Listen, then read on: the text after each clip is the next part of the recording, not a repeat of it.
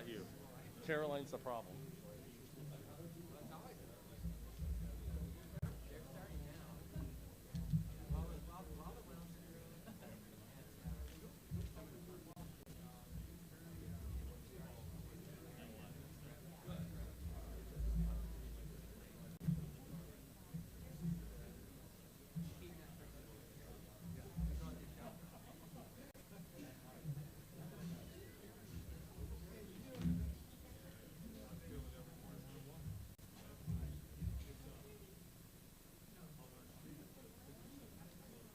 Test.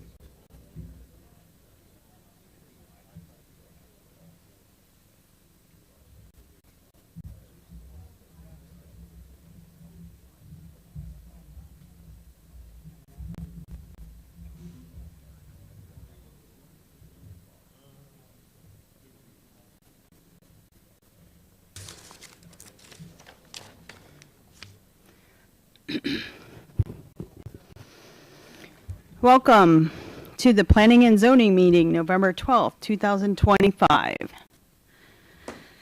We will call to order the opening ceremonies. Call to order with the Pledge of Allegiance.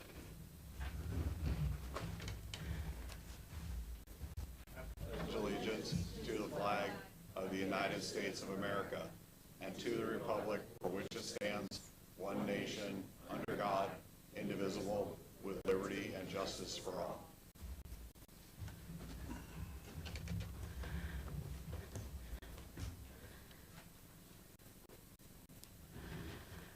Roll call.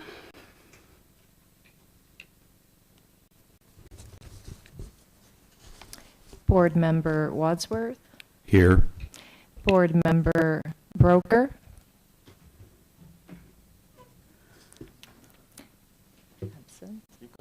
absent, Board Member Wise, Here. Chairwoman Arellano, Here.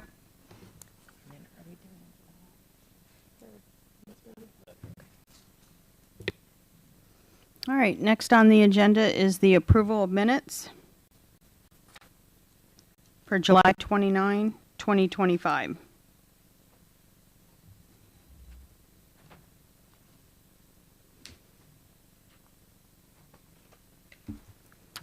So I have a couple of items on page 2. At the very top, applicant Grant Roberts, 16604 Ridgewood Avenue. The address is actually incorrect. It should be 16004 instead of 16604.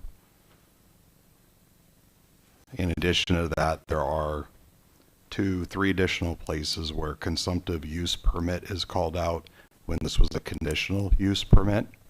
So it says CUP, but then in brackets in 3 places says consumptive use permit, which is not correct. It would need to be adjusted.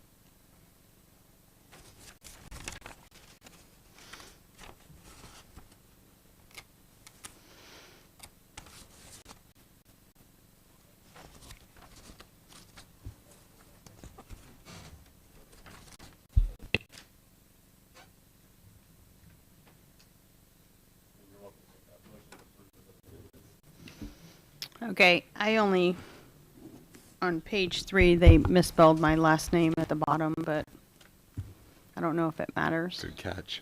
We'll fix that. Okay. Do you want to make a motion with? Yeah.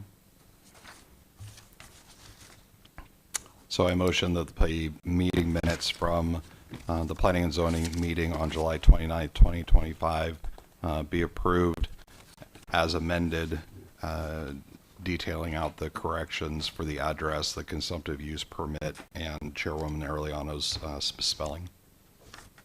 Second. All those in favor say aye. Aye. Anyone opposed? Alrighty.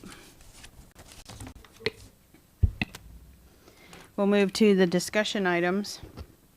We have oath of office for Michael Whidden. Welcome.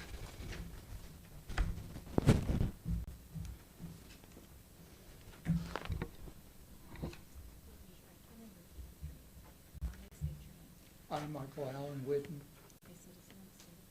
a citizen of the state of Florida and of the United States of America, and being employed by or officer of and a recipient of public funds as such employee or officer, do hereby solemnly swear and affirm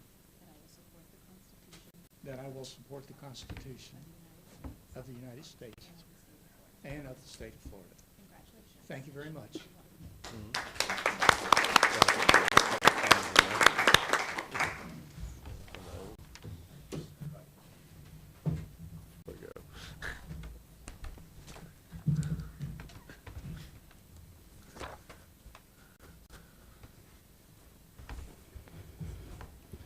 Congratulations. Thank you very much. I appreciate it. Welcome to the team, Mike. I'd like to thank the town council and Alan Hartle for appointing me, and the mayor right there, and I look forward to serving the people of Montverde. So, Awesome. We're glad to have you. Okay, moving on to the public hearings. We'll start out with ordinance number 2025-59. An ordinance of the Town of Montverde, Florida, amending Section 10-13 in Chapter 10 of the Town of Montverde Land Development Code relating to minimum lot size for property annexed into the town, providing for codification and severability, providing for the repeal of ordinances in conflict herewith, and providing for an effective date.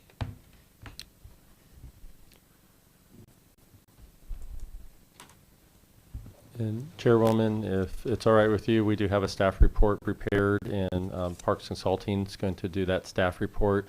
What we thought we would do is just go ahead and do an overview of the whole project Sure. for everything that makes sense, and we could come back to the individual ordinances for the details of those, if you're okay with that process. Is that how you want to proceed, Lisa and John? Yes, sir, and we would, I guess, after we have this short little presentation here, obviously staff, we would recommend that the applicant come up and Okay. make a presentation, and then you do any kind of questions for either one of us, and then go to public comment, so, Perfect. Yeah. Sounds like a plan. go ahead. Okay, good evening, everyone. For the record, my name is Lisa Busto, and I work with Parks Consulting Services, and we're the town planners for the town of Montverde. Today, town staff would like to present an opening summary of 4 related applications submitted by Wilmington Development Services for the proposed Bella Colina Montverde Estates project. These applications are being reviewed concurrently tonight in the interest of full transparency and informed decision-making as they collectively outline a new residential subdivision proposal. It's important to note that the first item, a land development code amendment, would need to be adopted for the other ordinances to take effect. We understand there is significant public interest in this project, and we want to assure everyone that all required public procedures are being followed in this hearing. Each item will be considered on its merits and in an open forum with opportunity for public comment so that the board's recommendation can be well-informed and transparent to the community. The 4 applications before the board are as follows. Ordinance 2025-59 is a land development code amendment. This ordinance proposes to amend Section 1013 of the town's land development code to allow annexed property within an existing subdivision to have residential lot sizes smaller than the current 1-acre minimum, provided that the overall density does not exceed 2 homes per gross acre. In other words, if a property is annexed into Montverde as part of an established development, it could be platted with smaller lots, but only up to a maximum of 2 dwelling units per acre. This code change is critical for the Montverde Estates proposal as the project plans lot sizes below 1 acre. This item must be approved for the subsequent items to be viable. It is important to point out that the proposed revision to the LDC would only be applicable to the proposed Montverde Estates. The second item is Ordinance 2025-60, which is a small-scale comprehensive plan amendment. This ordinance would amend the Town of Montverde Comprehensive Plan's future land use map for approximately 9.47 acres of land. The proposal is to change the designation from Lake County's rural transition / Bella Colina category to Montverde single-family low-density residential. This future land use change is needed to bring the proposed annex parcel into alignment with Montverde's land use categories and to allow the type of residential development being proposed at a low density consistent with the town's plan. The third item is Ordinance 2025-61, rezoning to planned unit development, PUD. This ordinance requests a rezoning of roughly 68 acres, the combined project area, which includes the 9.47 acre annexation parcels and adjacent property already within town limits, to Montverde single-family residential PUD. If approved, this PUD zoning would replace the current zoning and establish a unified zoning for the entire Montverde Estates project area. The PUD zoning is tailored for the proposed development specifics, such as lot sizes, open space, and community features, while ensuring the overall density does not exceed 2 units per acre in accordance with the LDC amendment and comprehensive plan. The fourth item is Resolution 2025-178, which is the preliminary development plan approval. This resolution would approve the preliminary development plan for Montverde Estates subdivision. The PDP details the layout and design of a 114-lot gated single-family residential community on the approximately 67.57 acre site. This plan shows how the property will be subdivided and developed, including lot configuration, internal roadways, open spaces, and infrastructure under the proposed PUD zoning. Approval of the preliminary development plan at this stage is indeed preliminary, confirming that the project meets the town's requirements and standards if the above ordinances are adopted. It does not grant final construction approval tonight, but it is a key step in the review process. In summary, these 4 items, the LDC text amendment, the comprehensive plan amendment, the PUD rezoning, and the preliminary development plan, are interrelated components of the Montverde Estates development proposal. We are presenting them together to give a complete picture of the project and to be fully transparent about what is being considered.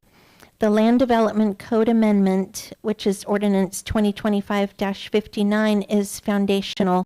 Without it, the proposed smaller lot sizes would not be allowed under current town regulations. Therefore, the subsequent plan amendments and rezoning are contingent on that code change. By discussing all items in one forum, the Planning and Zoning Board and the public can understand how each piece fits into the overall plan before any recommendations are made. Please be assured that tonight's hearing is part of the standard public review process. All legal notifications were made, and this meeting is being conducted in accordance with Florida law and town procedures for comprehensive plan and zoning changes. We welcome public input on each of these applications. The board will carefully consider the facts, staff findings, and public comments for each item. Our role as staff is to provide information and analysis in a factual manner so that you, the board, and the community have a clear understanding of the proposals. The staff does not make the decision to approve or not. The P&Z board and town council does. Any actions on these ordinances and the resolution will follow due process, including this hearing and upcoming town council considerations in public sessions. Thank you.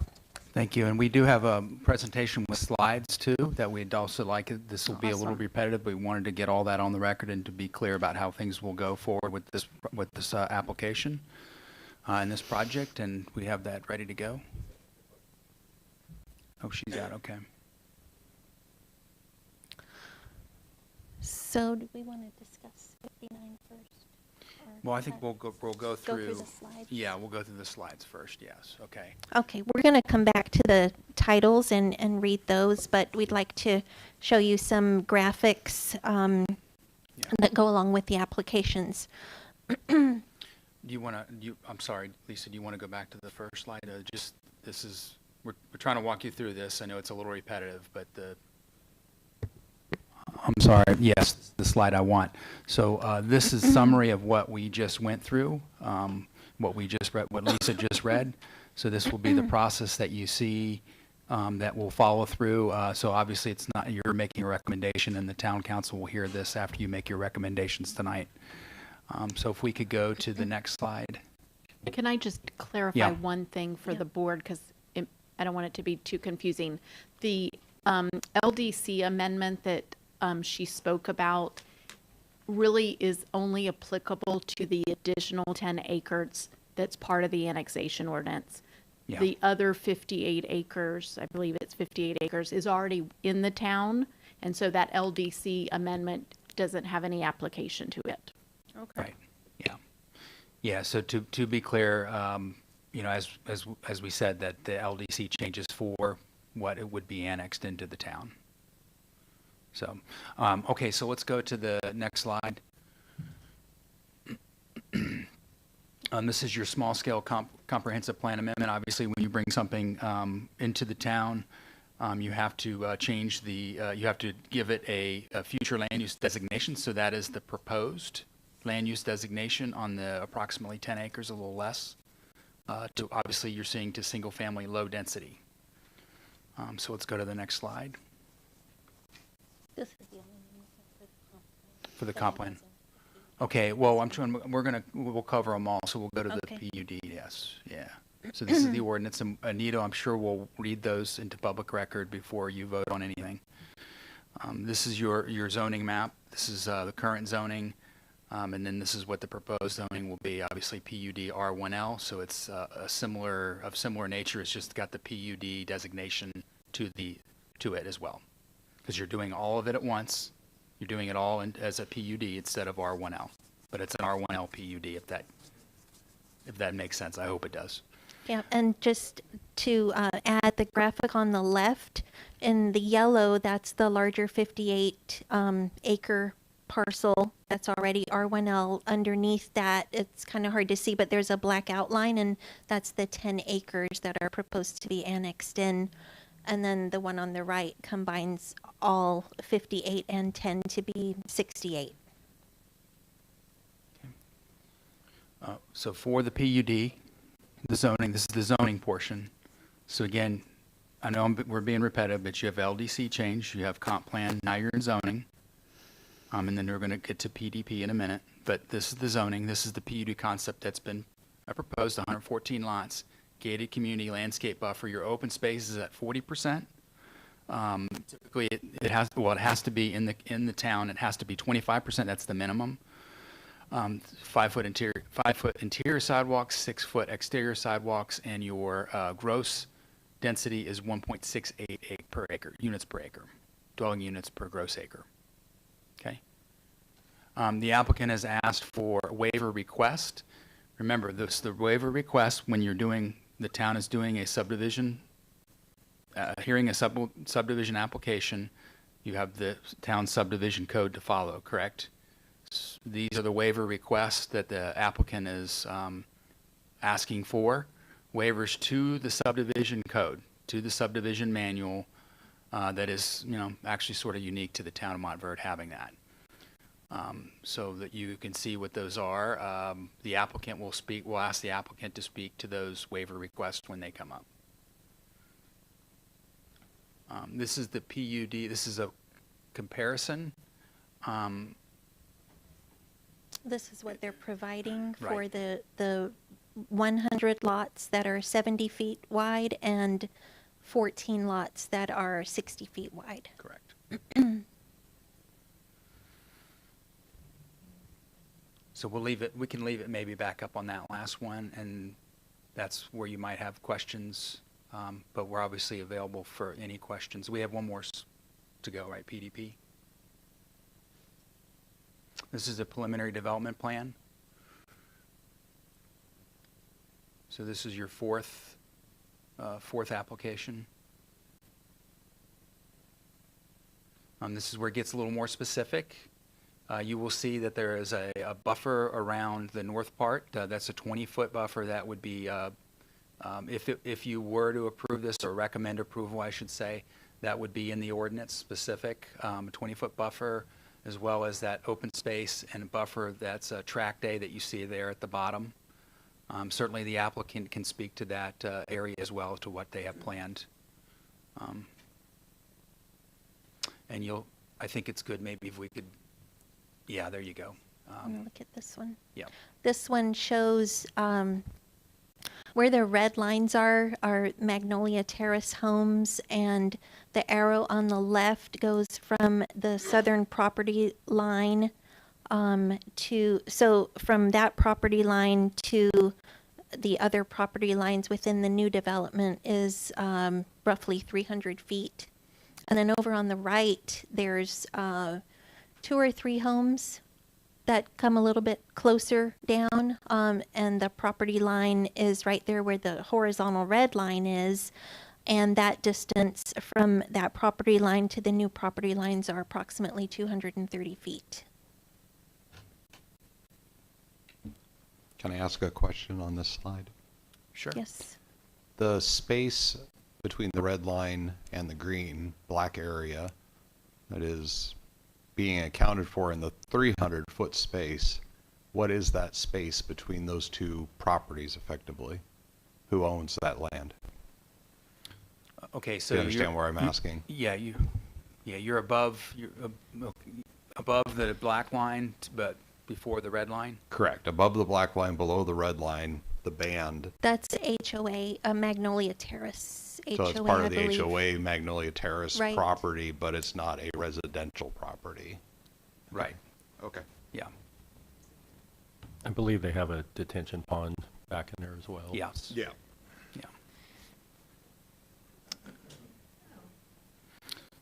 Okay, so this is a larger, obviously, a blow-up of the proposed project. You'll see the, go ahead if you want to. Oh, no, that's okay. So this graphic shows the distance from those longer Magnolia Terrace properties that go to the black horizontal line where it meets the green tract.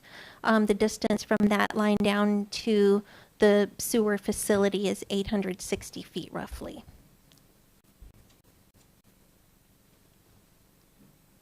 So those are the graphics that we have prepared.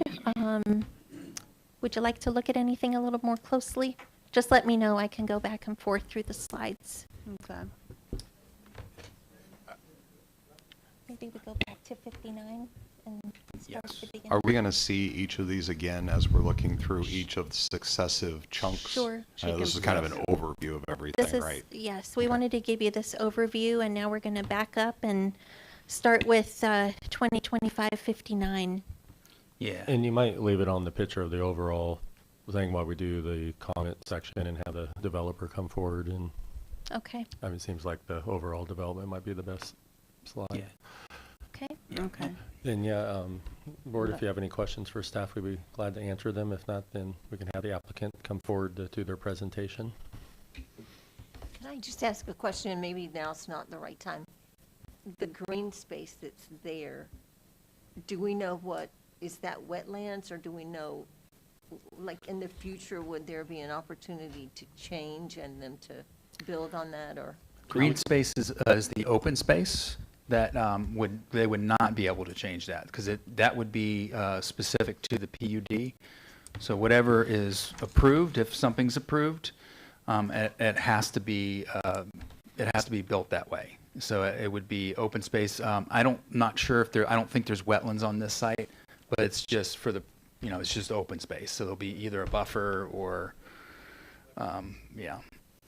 Yeah, they do have a There's some- combination of some wetlands, down but at the most bottom, of it's the true. open space that's shown Yeah. is truly just open green space. Yeah. Lisa, can we keep I this just meant slide? around where Down the in sewer here. plant is, yeah. Yeah. Yeah. Yeah, so down at the bottom, You see yeah. that gray? Oh, green. Okay. And, And maybe, was that what you were asking, the different colored green? The green It's at the light green. I'm at sorry, the- I the green at the misunderstood that. top Or Yeah. with I the guess teal. black in the midst of it. Yeah, up there it's teal, but here it's light green in the bottom left-hand corner Yeah, is yeah, so- designated as so, wetlands, yeah, that's but the the rest wetland of part. the Right. bright green is not. Yeah, I thought you were talking about the dark green only, so. I was Yeah. talking about the dark green. Okay. as the last thing I'd probably leave, as the developer has been meeting with the town, we've obviously heard some direct concerns from residents on some of the things, and the developer's been trying to address those, and I'll let them address those, but some of the things they included, obviously were those buffer areas, especially around Magnolia Terrace and that area. I believe Shanka, correct me, under our R1L code, there is no buffer requirement between low density and low density. So is that correct? That's correct, yeah. So that is an additional thing, because I know the neighbors have approached about that. It is a fenced community. From the original zoning, when it was annexed back in, they were actually allowed to have a gated community for the 58. So they're asking that to go ahead and do the extra 10 for the total of the 68. Can we please leave it on the map? Yes. Yeah, I'm sorry, I was Okay. looking for this slide. Sorry. And To what you were saying. the original sewer location, that wasn't the original location. I believe the developers have heard the feedback from neighbors, and the location they ended up there is the furthest from any of the houses, looking at both of the developments that are in the area that's feasible. And I'll let them get into that, but that was, just wanted to share, they have been working with the town through that, but I'll let them kind of explain that in more detail. I just want to point those couple things out through the process that we've evolved to. So is there any trees or anything to be planted in that 20-foot buffer on the, I guess it'll be the west and the north? Or, The landscape buffer, correct. It'll be a landscape It will buffer, be- yeah. With okay. trees, yeah, gotcha. yes. but only in those two sections? Well, Only on the 20-foot buffers? no, I think it would be anything that's designated as a buffer would have trees. Okay. Yeah, so I think, isn't there another buffer on the other side, towards the right? Yes, there's a Yeah. 10-foot buffer called out right now on the right side of the property as it curves around at the top and then down where the sea. Okay. Yeah. It's thin, I see it. If it's labeled as a buffer, it's going to be, and it's goes right permitted around as a here. buffer, it's going to have the trees. Yeah, And shrubs as well. and shrubs. It'll be landscaped according to the code. Okay. Do we know what type of fencing? We could let the applicant maybe. Okay. That might be a I good mean, question. for it'd have them. to be approved in our subdivision code, And it's just- which we would be a don't know. Montverde-style fence, yeah, or anything that's similar to that, Okay. yeah. Somewhere in here I saw the black Wrought iron. wrought iron. I think that's the intent, similar Yeah. to what you see on. And that's acceptable, because that's acceptable per the code. Right. so. That's in their application, yeah. I think it's consistent for the rest of the communities that they have built already. Okay. Sean, can we go back and look at that land use map right there where it had all the numbers? Sure.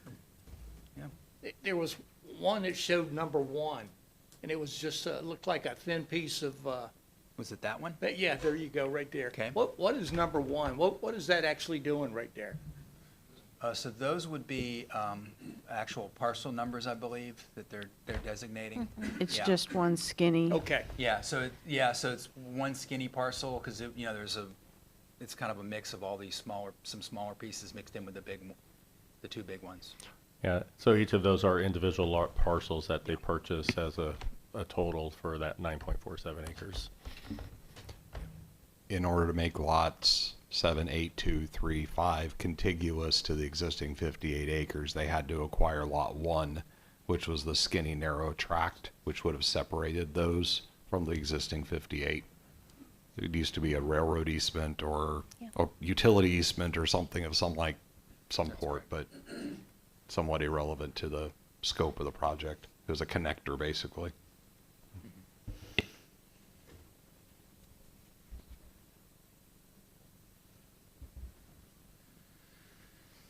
Any more questions before we call the applicant up? All right, I'd like to invite the applicant up for discussion.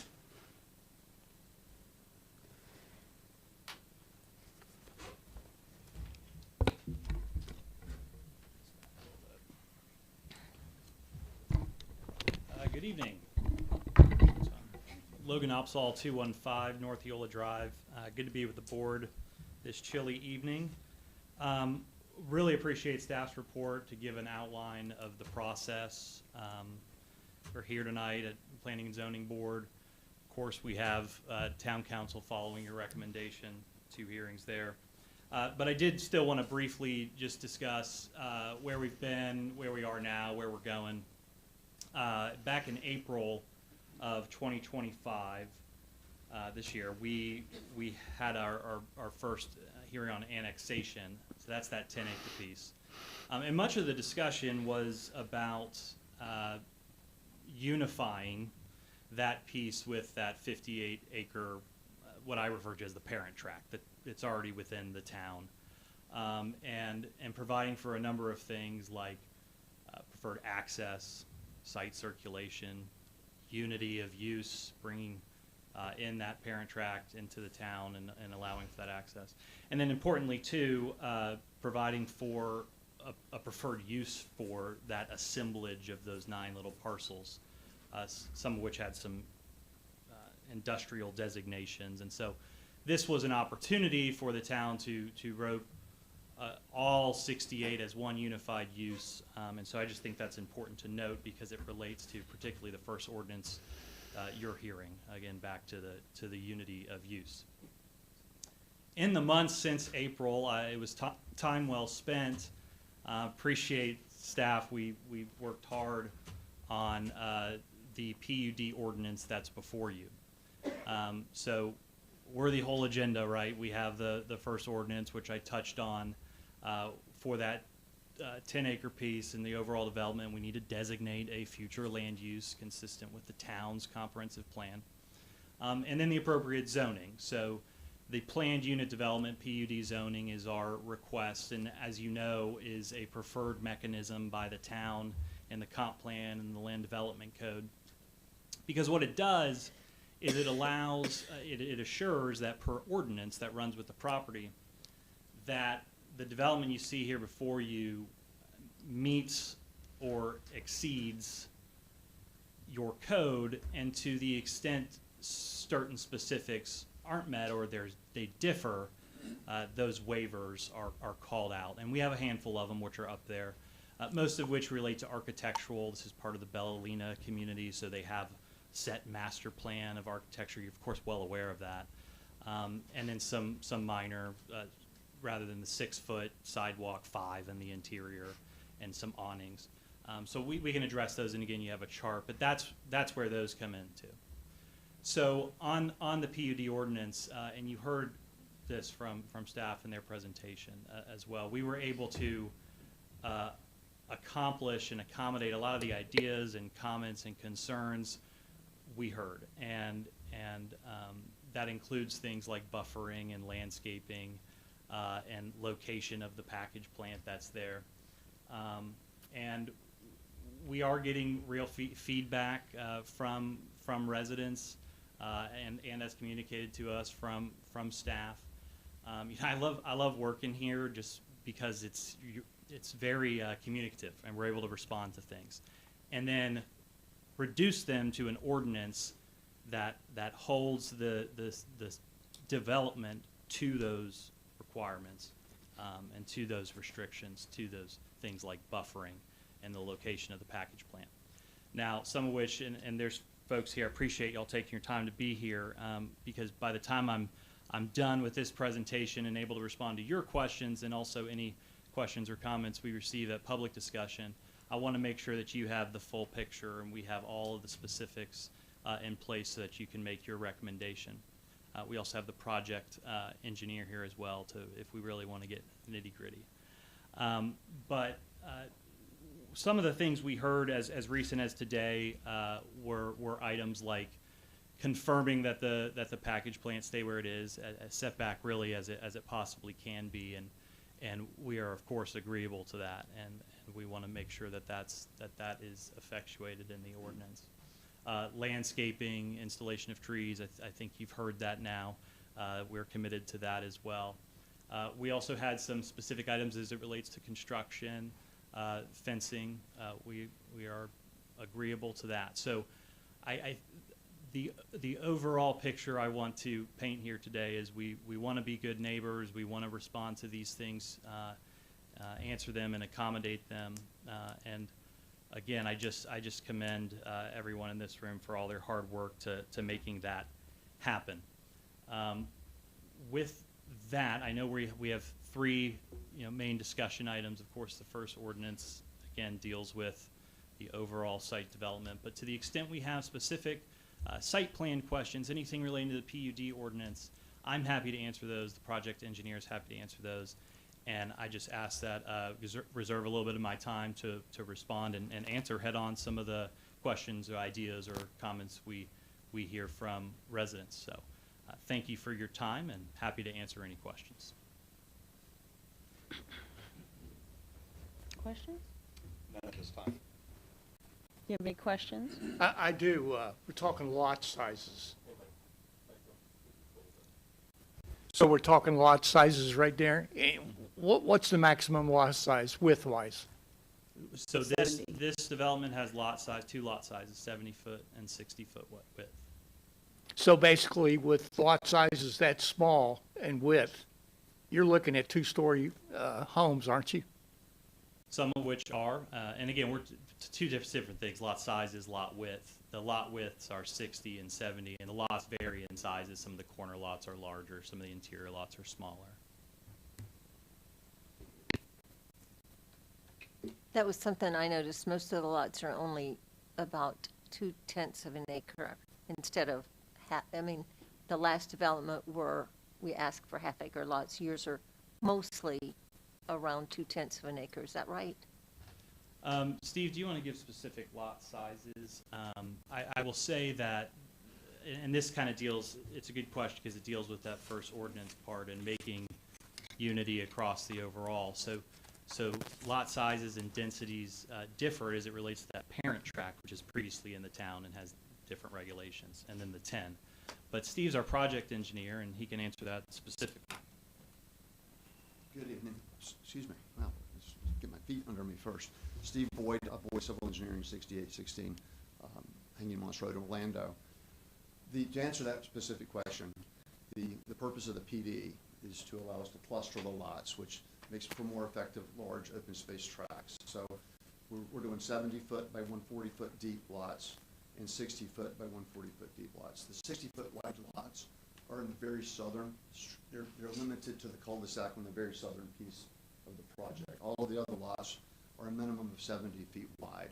But by allowing that 70-foot and 60-foot wide lots, we're able to cluster the density, which is still less than what the overall property would bear under its current zoning, but we're clustering it and then allowing for the bigger buffers and bigger open spaces. The other piece is that there was an earlier version of this plan many years ago that had the access coming out much further north on 455.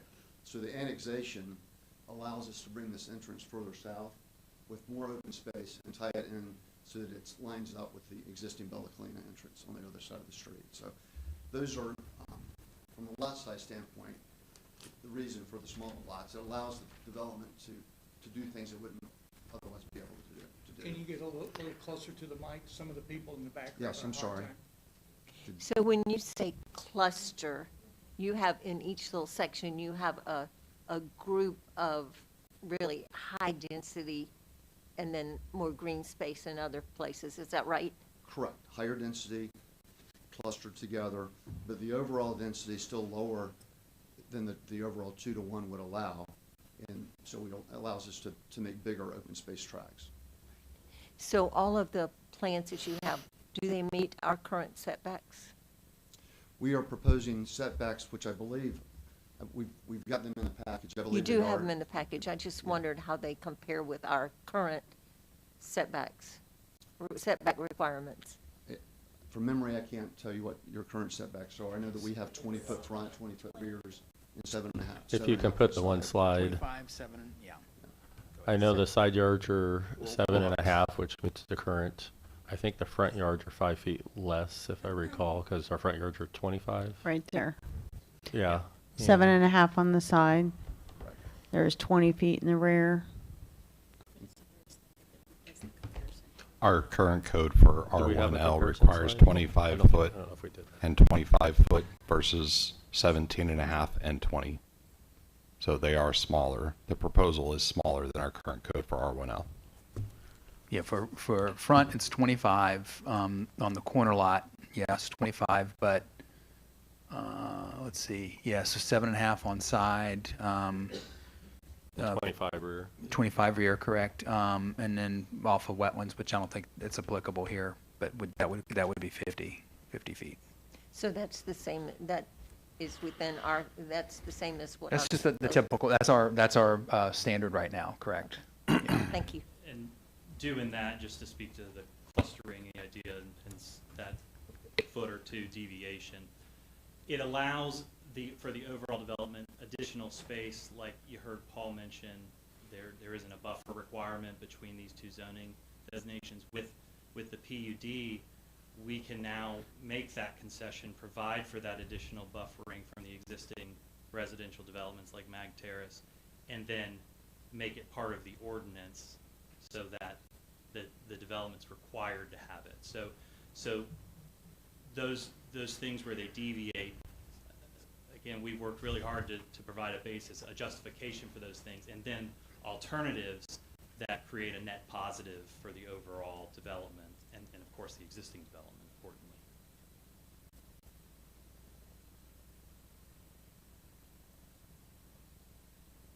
So lots 29 through 25, what would be the width of those lots right there?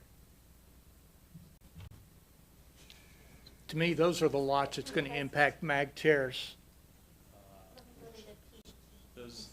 Those are 70 Those feet are in all width. 70. 70s? Yeah, the only 60s are down here. Oh, okay. That's right. And then lot 24 looks like a triangle type lot. Yeah. What are we looking at there? Overall square footage or width? Width. 70. Much wider on the back end.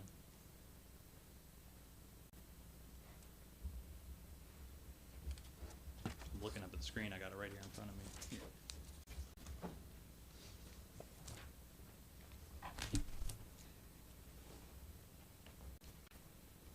We're not going anywhere, so we can hang tight if you think of anything. Can you describe the wastewater plant just a little bit? Absolutely, Steve can. Okay. Just describe the functionality of it. Yeah, just for everyone, just so they have a better, clear It understanding. sounds like an engineering Question. Yeah. We're going to switch Boyds on you. I'm Steve Boyd with Boyd Civil Engineering. We're going to introduce Jim Boyd with Boyd Environmental Engineering. No relation, but he's a wastewater designer. Yeah. Sorry. No worries. Hi, again, I'm Jim Boyd with Boyd Environmental Engineering, no relation to Steve. I started my company first, though, so I will say that. I founded my company in 1992. I have over 35 years of experience in designing wastewater facilities in the Central Florida area, and I've been retained by the developer to design this plant for Montverde Estates. To give you an overview of the plant, give you an overview of the plant. The capacity is going to be approximately 33,000 gallons per day, which is a small plant compared to most plants that you might be familiar with in the area. It's specifically designed to handle the wastewater flow from the 114 single-family residential units. It's going to have 2 rapid infiltration basins, perk ponds, that the treated effluent will be disposed within. Essentially, you treat the effluent, and then you apply it to the bottom of these basins, and then it percolates into the ground. This facility is going to have advanced treatment standards, which is kind of unusual. We're going to design it so the effluent nitrogen concentrate. I'm going to get really technical here, so stop me if I get too carried away. But the 2 key nutrients that you worry about for groundwater quality are nitrogen and phosphorus. So this particular plant and most facilities, maybe they don't really, the only standard they may have is like for nitrate. They don't really have any standards for nitrogen and phosphorus. This plant is going to. It's going to produce an effluent nitrogen of 6 milligrams per liter or less, which is far less than what you typically see, and an effluent phosphorus of 3 milligrams per liter. Now, this is all in response to DEP requirements. They've recently adopted what they call a best management action plan that this property is located within. The whole purpose of that is to try to improve water quality and reduce negative impacts to springs and other water bodies. So that's why these very stringent standards are being applied to this plant. It'll basically consist of precast concrete tanks. I can go into the processes, but I don't want to bore you. But I could tell you if you want to know. But it's going to be, and as you can see, the plant's located as far away as we could possibly place it to minimize any potential impacts to the surrounding properties. It's going to fit on the plant itself is going to be like on a site that's like a half acre in size approximately. Again, it has a very small footprint. So that's kind of an overview. If you have any specific questions regarding the plant, I'd be happy to answer them. Yeah, I'd like to know about lift stations. Lift stations? Well, there's going to be a lift station. Steve, I think you said that everything's going to gravity flow. There's a lift station is going to be located at the plant site. So it'll be your typical lift station. It'll have a wet well, it'll have submersible pumps. So all the flow to the plant will be pumped into the treatment system. We're going to have, I guess I'll go through the treatment system. We're going to have a static screen, which is going to be 316 stainless steel static screen that's going to be enclosed. That's where the wastewater gets screened. And then it goes to a series of treatment processes: flow equalization, anoxic, aeration, clarification, filtration, chlorination. By that time, it's treated to the standards that I described previously, and then it's applied to the rapid filtration basins. So have you looked at a location where you think you're going to have the lift stations? On the half acre. Yeah, it's going to be on that half-acre site. The lift station itself will be on Okay. that half-acre site, yes. I was looking at the geology of the area, and it looked like, if I was reading it correctly, lots 108 through 114 may be lower in elevation than the plant. Are you going to be able to do gravity flow from That's a there Steve back to the question. plant? Or will you need a lift station more down near the front? Yeah, Steve, I'm designing the plant. Steve's designing the collection system, so I'll Okay. let Steve answer the question. Next, Boyd. I'm sorry, which lots you just? The bottom lots. So, if I So could there'll read be- this, yes, 108 through 114. Those lots will be filled, the lots at the very southern end will Mhm. be filled, yes, those will be filling, most of the lots are in cut. We're gonna be cutting the top of the hill and placing some fill at the bottom, but they will be high enough to float by gravity to the plant. Okay, so even the most southern area will be elevated high enough to have gravity feed alone back to the package plant. That's correct. Yes. So no uphill No lift pump. pumps are needed anywhere through the facility Yeah. other than at the final facility. That's correct. There's no internal pumps transferring wastewater to the plant. That's correct. It's all gravity.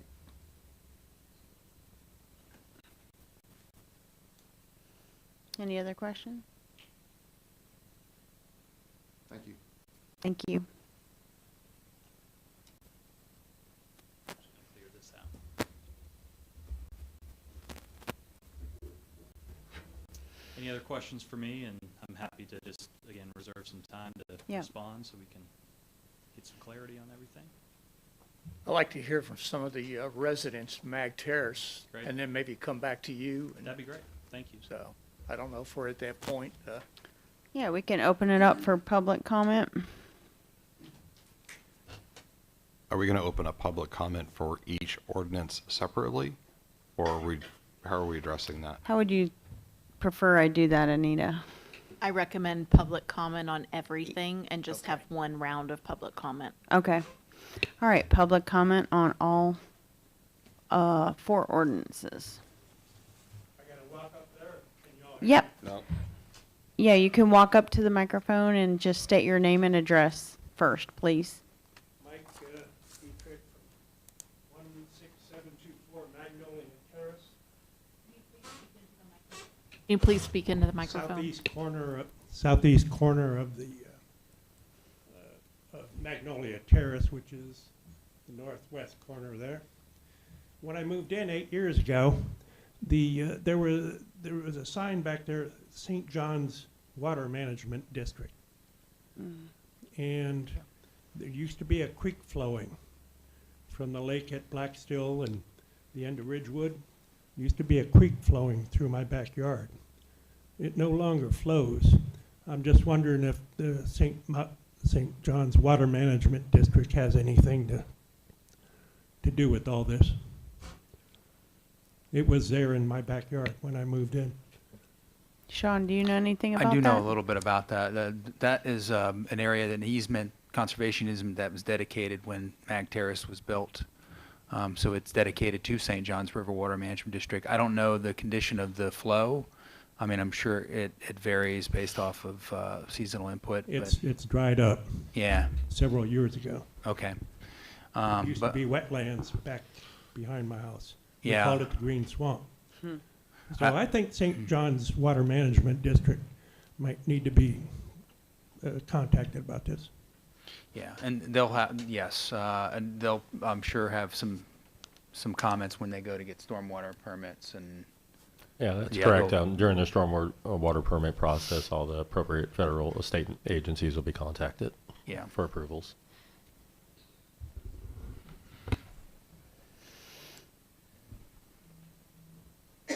Hello, my name is Tony Leonard, and my wife and I live at 16442 Magnolia Bluff Drive, and our backyard literally backs up to this whole area.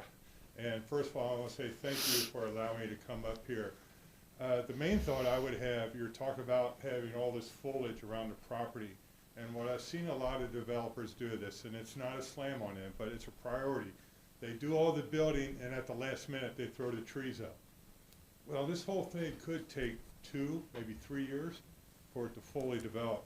My idea is to, along the perimeters between both properties, between Magnolia Terrace as well as this one here, put oak trees, like every 30 feet. But the main thing is do it now, because that way the plants have a good chance to grow, get roots, and it's a win-win for everybody, because your people buying the houses will love it because they're not going to have a little seedling, they're going to have a good-sized tree. And us at Magnolia Terrace, because of our height or our elevation, we're going to be looking down because the slope is so severe. The last thing we want to see is a bunch of rooftops. So I think that could be a great win-win for everybody. So, and that's all I had to say. So, thank you. Makes a lot of sense. Yeah, thank you.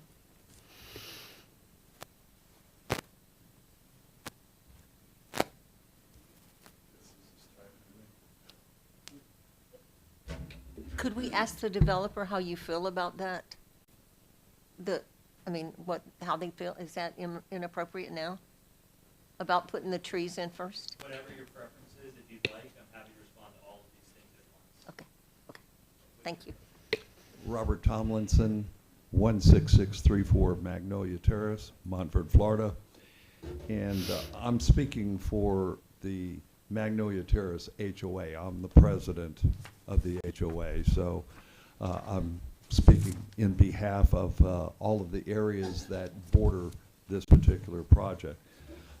First of all, I do want to bring up, did you all receive the letter that came from our attorney? I just Yes. wanted to double check that you all saw that. And was able Yes, to we read received that. it.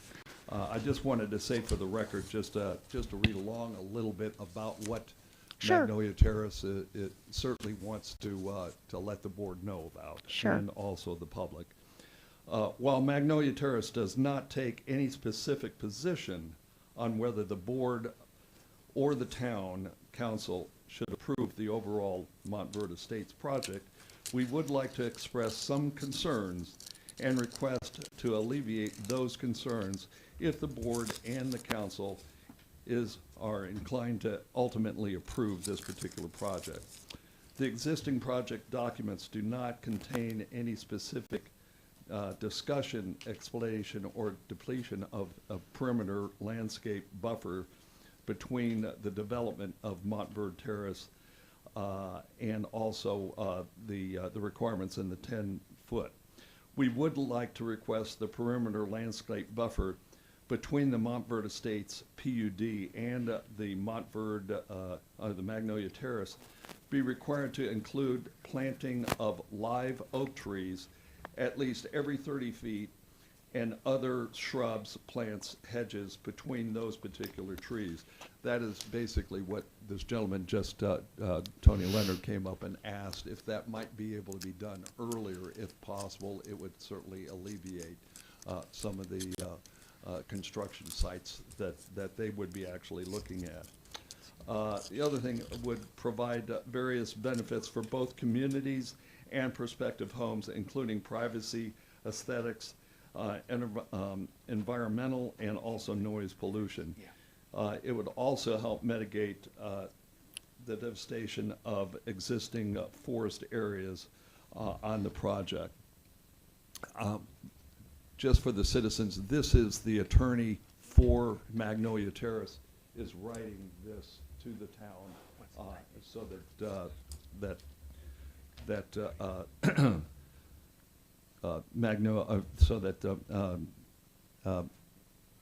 I guess Montverde Estates is aware of it. Magnolia Terrace is also concerned about noise and pollution during the construction. They would prefer to have at least a 250-foot area to have some form of fencing or something like that from the particular home so that that could cut down on some of the noise as well. In conclusion, the Magnolia Terrace Association also wants to know if there are any changes regarding the wastewater treatment plant, that they be notified, and also if there are going to be any lift stations that are not presently put on this. If that is going to be put on, we want to be notified as well. And that's what we wanted to let you all know, and you have that information as well. Thank you. Thank you.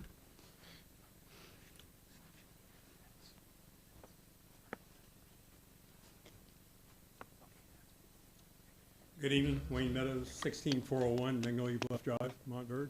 A couple questions specifically for the Boyd Engineering Group. Control of odor in the waste treatment plant. Back during our discussions on the waste treatment plant for here in Montverde, we learned that in the initial screening, the debris is captured up through an auger and out to a dumpster, which is obviously out in the open. Can it be sealed? Is it sealed? May not necessarily affect us so bad, but your residents in the lower area from a northwest wind like we've had the last few days, or a strong south wind for your residents in that far western group. Just curious how the odor is going to be handled and how it's going to be sealed or not, and if we'll present an issue. That's it. Thanks. Thank you.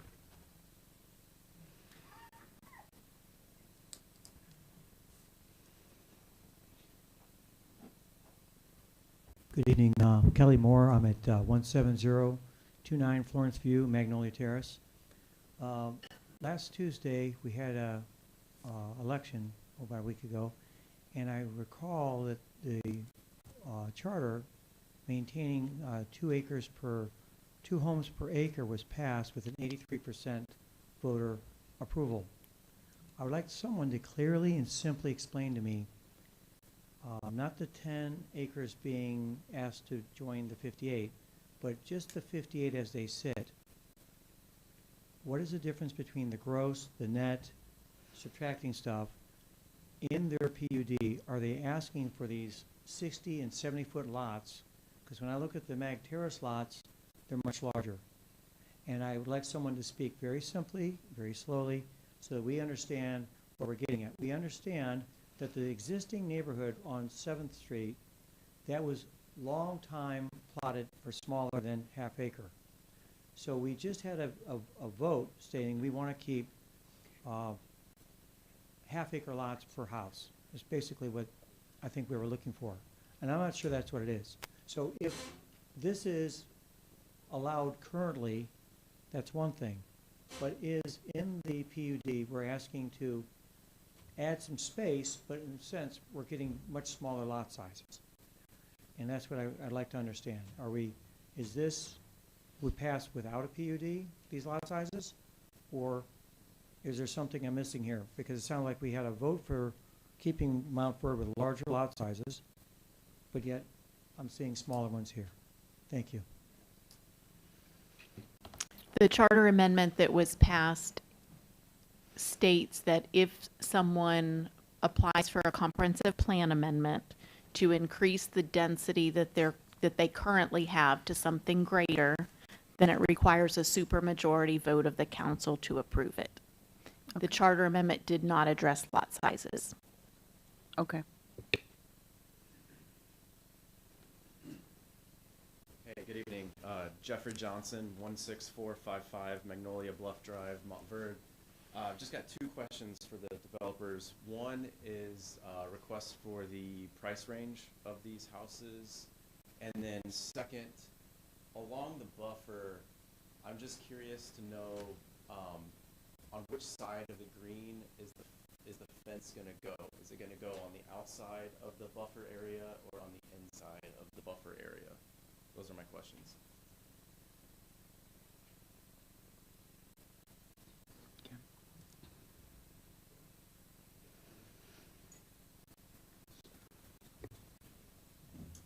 Hi, Gretchen Leonard, 16442 Magnolia Bluff Drive. I have a question. We were talking about trees earlier and planting new live oak. Are we going to also be keeping the trees that are there right on the border that are currently there? I know that there are probably some that would be taken out, but some of it is on the HOA, I think the property line. So I just want to know about being able to keep those trees if that's going to be happening as well. Okay. Yeah, we'll answer that.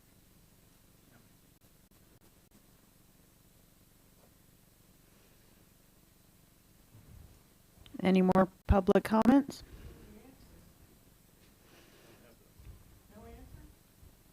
Okay, we can invite the applicant back up to get us some answers. And I took good notes, so you can hold me to it. We'll answer them all. I'm going to go in order. Just Okay, perfect. for purposes of the planting and the buffering and the timing. I think that makes some sense as well. Actually, we put some thought into it. One of the suggestions was oak trees. That was also in the HOA attorney's letter, which I received, and I think I covered some of those in my front presentation, but I'll cover them anyway. I'm going to join actually the last question too with this answer is those trees that you see on the property line, particularly in the open space area, will be preserved. Many of the trees in that area will be preserved. It really acts as an amenity too in this open space. They're beautiful trees, and people like looking at them, including the future residents here.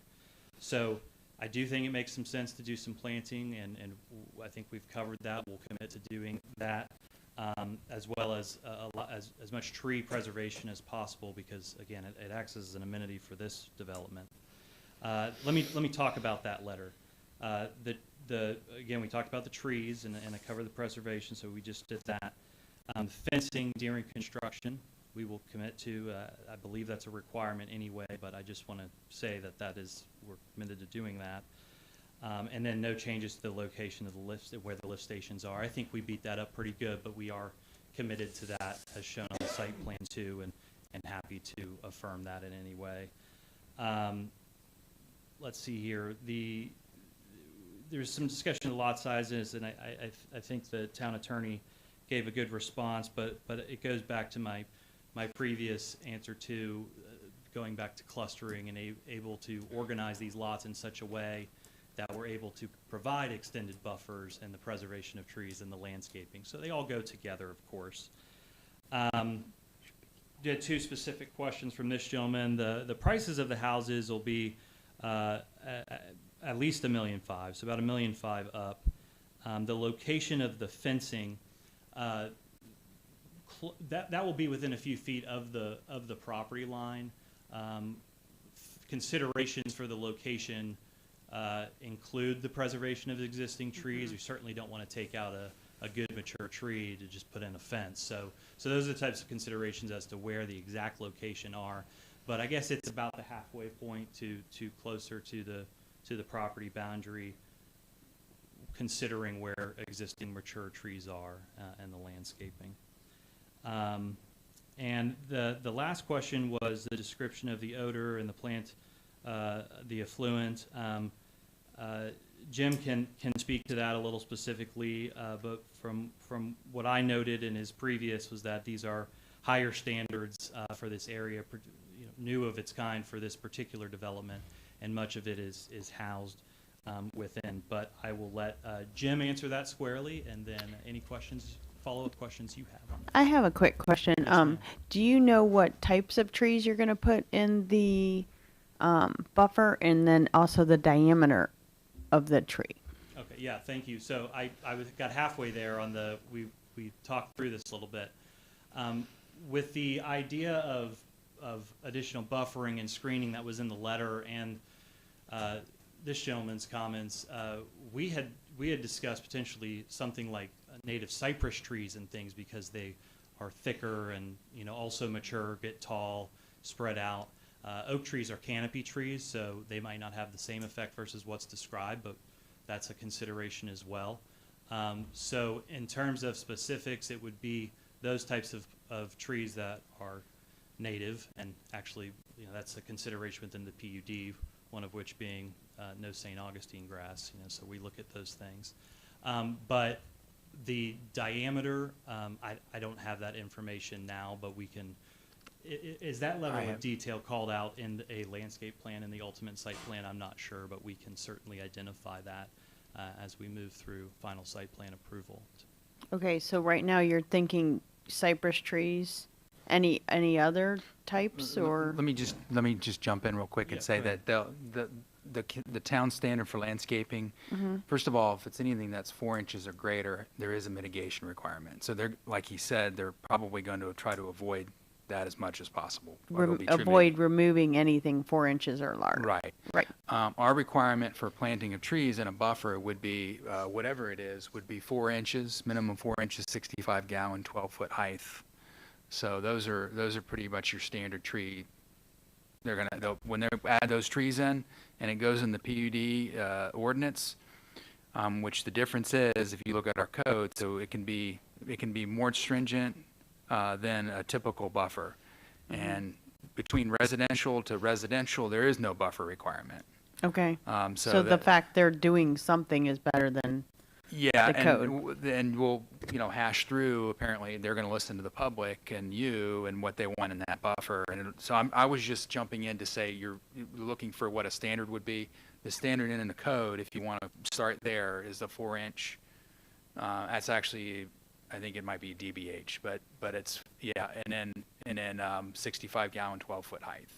And what are a couple types of native trees? I mean, cypress is pine Cypress, or? bald cypress. But so you could be cedar, and I think maybe what they're getting at is if they're talking about buffering, the oak trees is one thing because you have a canopy of height. But then if you're really trying to shield out this community, then you maybe want something lower too, like a cedar and the code would allow you to mix those trees in there like that. Steve just informed me cedar is one of the species. To the extent I said cypress before, I meant to say magnolia.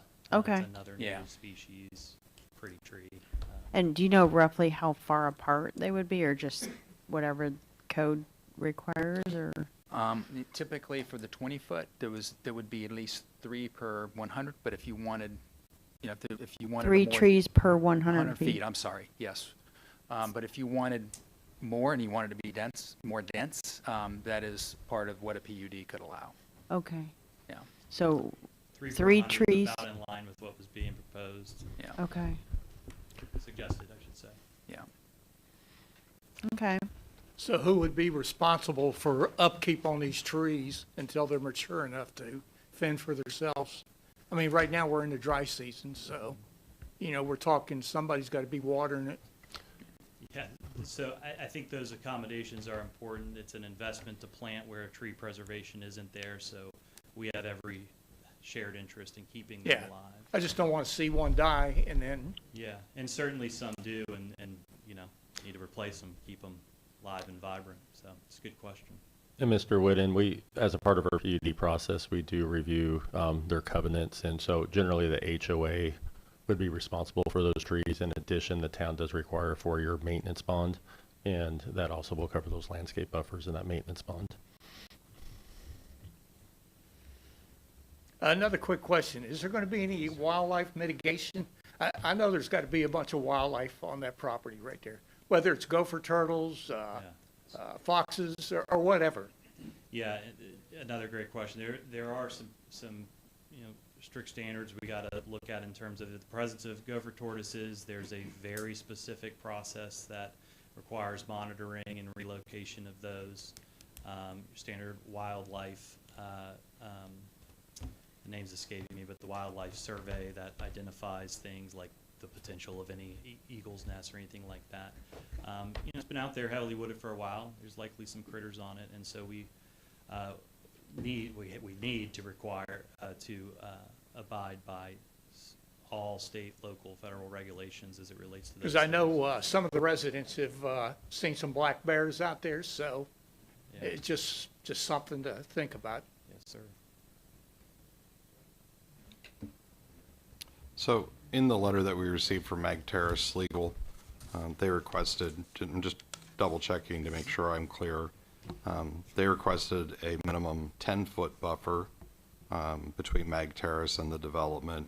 You're proposing 20 feet, which is twice what's being requested by the Mag Terrace HOA board. Is that correct? That's correct. And well, that's in the narrow spot, and then 230 feet and 300 feet in the other spot, which is 10x, 1020x their request. And yeah, I think maintaining all the existing trees within those spaces that can be retained, maintain some of that natural buffer between Mag Terrace and this new development.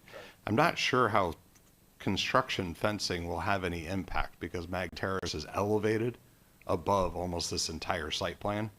And so you could put up a 30-foot tall fence, it won't matter. From a sound perspective, it's going to go right over the top of it anyway. It's just required. Those things obviously have different considerations, but things like turbidity fences and things like that are certainly a valid, concern and something. Yeah, you have to protect from the runoffs and everything else during construction, but just from a noise sound barrier perspective with the elevations, Unique topography, yeah, you're not really going to do much about sound. Speaking So. of topography, the trees we're saving would be the ones that you see on the map that are on the Magnolia Terrace right now. But Yeah. those obviously won't be touched. We can't save every tree that's on the property in those green spaces today because the topography is so severe. There's going to be a lot of regrading going on, but there will be new landscaping coming in as well. So I just want to make sure there's no misunderstanding. Yeah, no, I'm talking specifically the 20-foot vertical north-south buffer, and then along the east-west buffer, and the very large green space that's there. Yeah, but that's open space. That's not a landscape buffer. Yeah, designated as open space and. So and we'll have they some may other not vegetation. necessarily plant there. That would be a specific spot where we'd want to, focus on tree preservation, particularly these mature ones along the property line that provide the initial screening. That's a high priority. So, and that was a great comment we heard too. I just want to confirm those will remain. You mentioned, go ahead. I'm looking at access right here. You've got access on Ridgewood, then on 455. And if you go down to the cul-de-sac on the, is that going to go back into, is there 2 or 3? Yeah, so currently there's 2 that abuts. You can see a picture of the golf course there. So that's just cul-de-saced out. There's not proposed access there as presented. And you correctly identify the other 2 access points. In fact, one of the reasons we did the annexation down there at the 10 is to provide another access point, keep cars off of Ridgewood as much as possible. So during construction, it seems like we've had some traffic jams and stuff like that going into, what are we going to do to kind of mitigate that happening? Well, I think one of the things that we got to do is they're operating in daylight, so they're going to be on the property, and all that site work is going to be contained to the property. As far as traffic jams as it relates to construction equipment, is that what you're getting at? Well, people lined up to get into the project and everything like that. I don't know if you're going to have guards there 24 hours a day. And I understand. Yeah, that is a good point. So obviously security of the construction equipment's important. That will be allotted for. There's also going to be, once that equipment's brought out, for the time it's there, it's going to be largely on site. So ideally not traversing on and off. But those are, 2 important considerations. I mean, sometimes you have concrete trucks coming in. Well, they're going to get started very early in the morning, to kind of beat the heat and everything, where they can pour their pads and stuff like that. So. And there are some timing requirements. Yeah, I mean, that are, they're requesting 8 o'clock in the morning till 5. That may not be possible all the time. That's about right. Yeah, 7 a.m. maybe, depending on daylight, right? But that's about right. And board, just a real quick follow-up on the access, and unless something has changed. Last I've been told, the access that comes off Ridgewood would be for residents only, so internal residents only. The main access for the development, which would be a guarded gate of some sort, will come off of 455. So that means the Amazon trucks and service visitors all will go through that exit and not go on to Ridgewood to help mitigate the traffic in that area. Okay. It's really hard with the jumping around through all of the different sections instead of dealing with them one by one. But I believe that in here, the access on Ridgewood was an emergency access exit point only and not going to be used on a daily basis for resident access. My understanding is a second access point is typically preferred from an emergency response standpoint.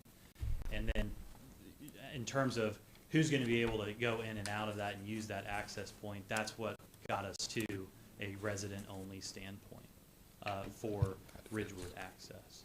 So on page 5 of the PUD ordinance, Which under, tab? that would be under tab F, I believe it is. Tab what? C, sorry. Tab C. So this is the PUD ordinance, page 5, under transportation, which is subsection I.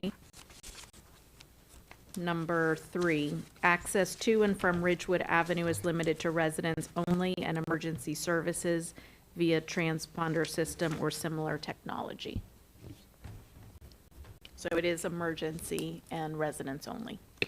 I missed the residents only part. So that entrance will not be used for construction access like the access on 455 is today that creates traffic problems. So we can clarify if that would be helpful, that construction access can come in on 455. Does that answer your question, sir? Yeah, it's a 2-lane road with no shoulders, no medians, no center lanes. If you're lining up dump trucks at 7:30 in the morning trying to come in that way, that's When going the to create a students- problem for Ridgewood when traffic's trying to come in and out for ingress and egress Sure. to Montverde Academy. Yeah, So and that goes back to the original, we'd like to get as much equipment on because, we're mindful, it's 455, right? So we're mindful of things like the academy and those sorts of items. So it's a good note. You mentioned the cost of the homes. Can you tell us the approximate size? The square footage of the homes? Square footage of homes. Sure, that's noted, but Steve, you may know that offhand. Square footage of the homes themselves, not the lots. I mean, minimum size, I guess, minimum and maximum. Sure. Minimum of 33,000 square feet. 1,000. 3,300. Sorry. Those lots are awful small. 3,000, yes. I want to do a walkthrough on Take that. 3 lots just to build the house on it. So, engineers typically misspell, they also misspeak many times, so, sorry. You're just seeing if we're paying attention. Madam Chair, I was just reminded, I said I'd answer every single one. I deferred to Jim and then didn't bring him up here. So can he come respond to the odor comment? Yes, then- please. And then I'll answer the rest. Okay. The gentleman posed a very good question, which I'm happy to answer. As I discussed before, the lift station will be located on the plant site. The wastewater will be pumped up into the enclosed screen. The enclosed screen basically it gravity flows into a chute, and the screen is located above a dumpster.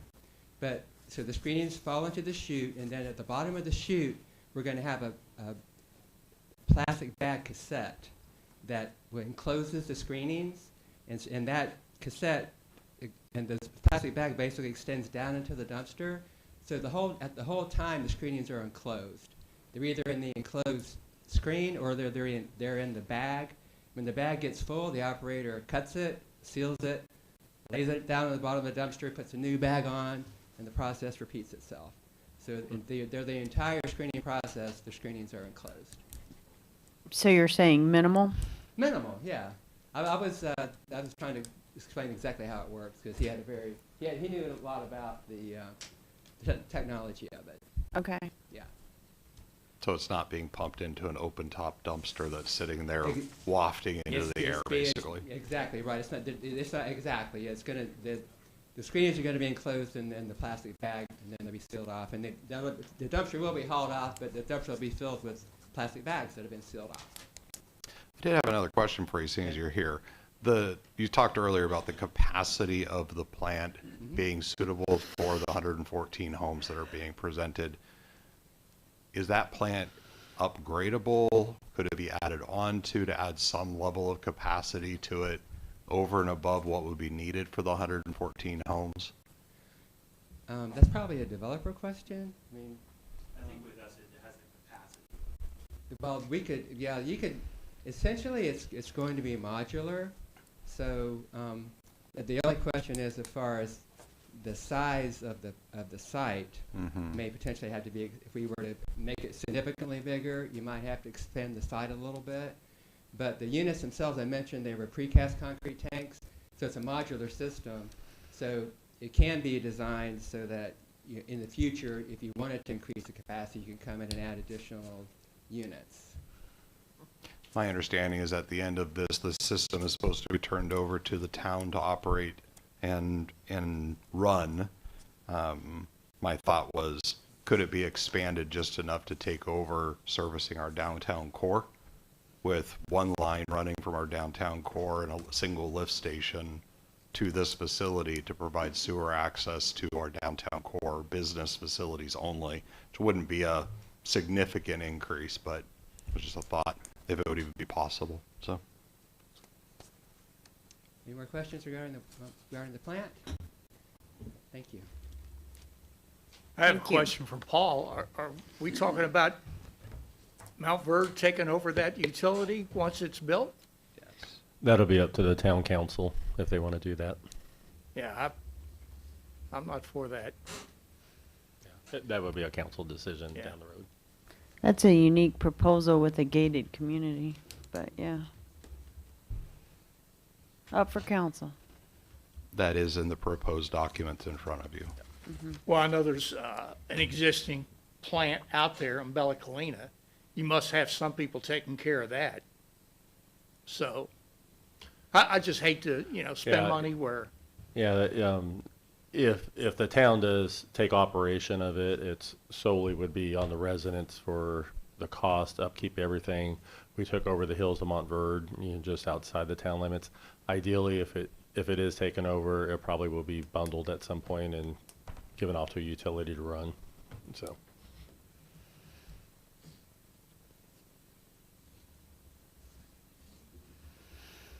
Anything else I can help? Any other questions for anybody? Or answers, questions? Well, thank you all for your time, and I Awesome. appreciate the opportunity to work through the details. I think it's helpful for everybody. So Yes, thanks thank you. again. Thank you. Okay.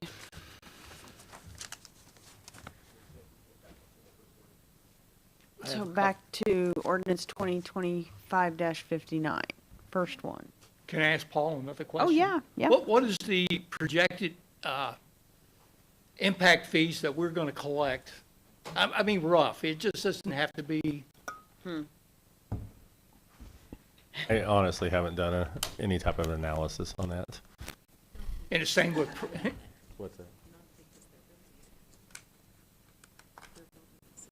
Oh, that's true, but we'll get streets and water, not on sewer. Yeah. I just haven't done an analysis. Our water is like $6,000 per home, so you can times that by 114 homes. I think, I don't remember what streets are. It's like 4,000, administrators around 4, somewhere in that ballpark. So, it would be times the amount of homes. But I could get that information for you, and we could multiply it out. So all that money goes back into the general fund? No, it would actually go to a restricted fund for impact fees. So on this project, we will collect impact fees for the town's water fund. We collect impact fees for the street fund.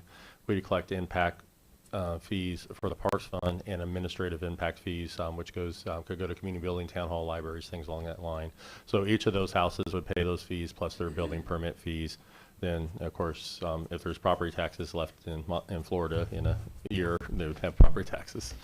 So the property taxes will go into the general fund? Yes, the property taxes will go into the general fund. And just to point out, because they are going to be a gated community, why we do get the benefit of those fees, the HOA will be fully responsible for all the streets, all the sidewalks, all the maintenance within, with the exception of the town's water lines, and obviously the sanitary if we take that. Thank you. Are there any impact fees that would normally be levied against a home being built outside of this community that are exempted because it's part of a closed HOA gated community? No, the only thing would be exempted if it was not in the town limits.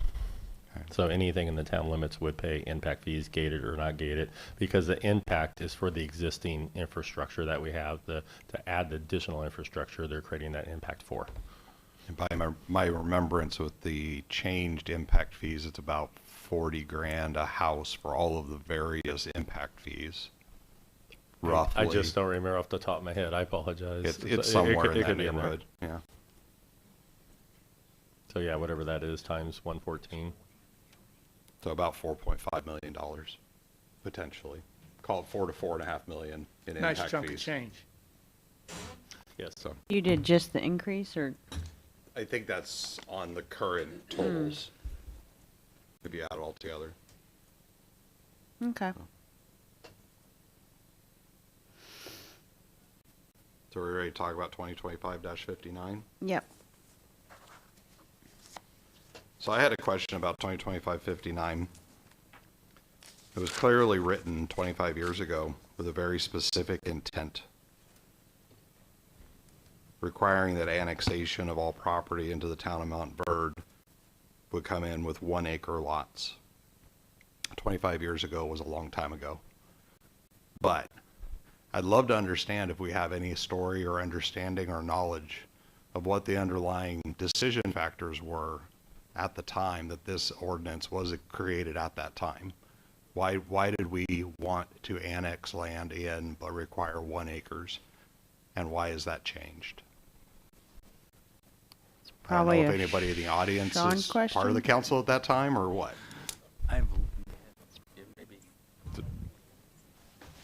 I have some history too, though. Isn't that a That zoning? Didn't predates they, me, so didn't I they don't zone know. it rural? And they're asking for a different zone change that would change I think that? Yeah, I want to understand why the initial code that was developed 25 years ago for this annexations required 1 acre lots and what the justification at that time was that we're now looking to overturn or change, right? that's probably a I mean, I can give a little Sean? history, but I'll. Yeah, Laura Eldridge, 1604 Overidgewood Avenue. The reasoning for it at the time was afraid of the density, and it was to keep density down, as far as developments and things like that. I wasn't aware at the time, per se that it was 1 acre. I thought it always stated a half acre. But that was the rule, at the time, that was everybody's thinking. Small town, keep it small. We don't want, the high density. And that's basically what that I remember. Thank you, Laura. What I'll add to the discussion, remembering some of the history, and Anita might remember some of the history as well. That's true at the time. That was, 25 years ago? So 2000, around 2000, obviously. 99 is kind of the first wave of rapid growth in Lake County. So it would have preceded Bella Colina, but I think it was concerned because Bella Colina came in around 2004-ish, I think, was when the first part of Bella Colina was approved. Correct me if I'm wrong on that. Yeah. So that would have been a concern. At the time, it was when the county started really growing. Now, I will say, to her point about the half acre, if you remember back in, what year was that we put the Green Book together, Anita, that the town wanted to finally put everything in a book? It would have been 2007 or 8. 2007 or 8. There was a lot of ordinances floating around out there. Some were even in the building. Some may not have been in the building. There were some crazy ordinances about things like you literally couldn't shoot squirrels on Sundays. That was an actual ordinance and a code. So the council at the time wanted to put it all together in the Green Book, and we had to base it. We put all that together. We had to have proof of an ordinance for it to be in the Green Book, to be in the current code.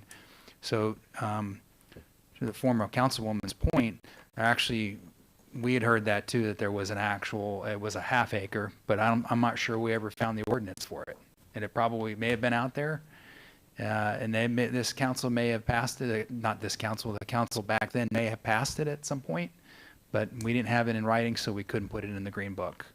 But to her point, that there was some, we still to this day get questions about, was it a half acre or was it an acre? But I know that we found the one that has an acre. That's why it's in the code right now. So I don't know if that's helpful or No, not. thank but you. Yeah. There's your history. Anita, you can stop me if I'm out of order in the request, but I do notice that Joe Weinkoop is currently in the audience tonight, who would have been on council in 2020. And I wonder if he might come forward and speak to what the mindset was here as well, as a second voice. Yeah, I don't recommend that council provide comment at advisory board meetings. Current council? Yes. Okay. Okay.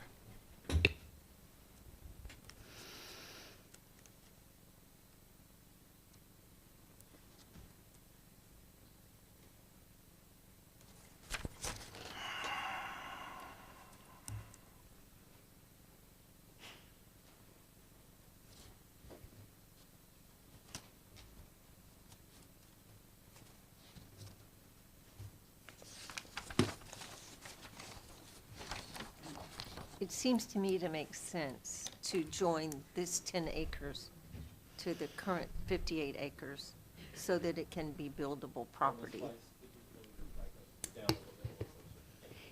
It's, Regarding the half acre, it had to have been changed roughly right around 2000 in order to have Magnolia Terrace to become what it is today. That land wasn't annexed in at that time. This is specifically for annexed land, is my understanding. Mag Terrace was already part of town limits. And before it Meg was Terrace developed. was a PUD too, so. Yeah, it was. Okay. This is only related to the 10 acres of annexation at this point. Yep.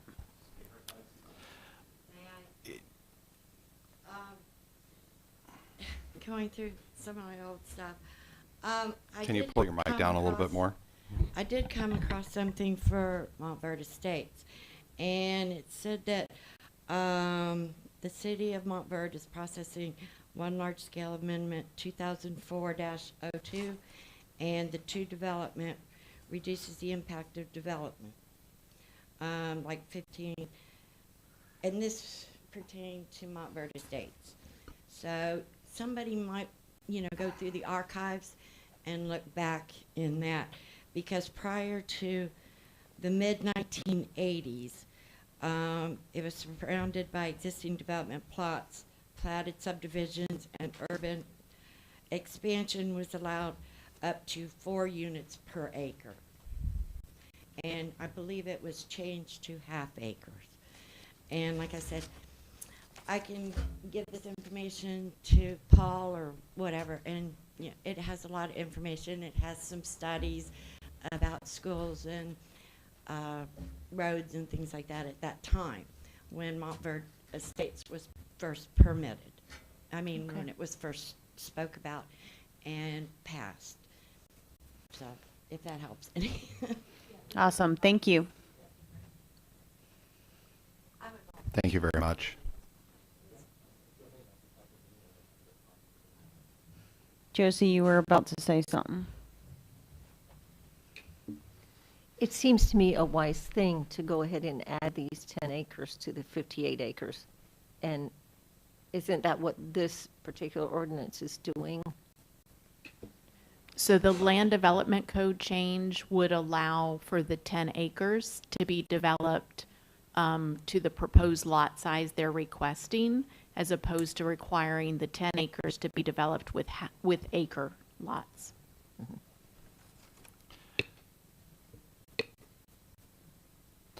And you noted that this was specific to, or this change was specific to this development only, but that's not actually how it's written.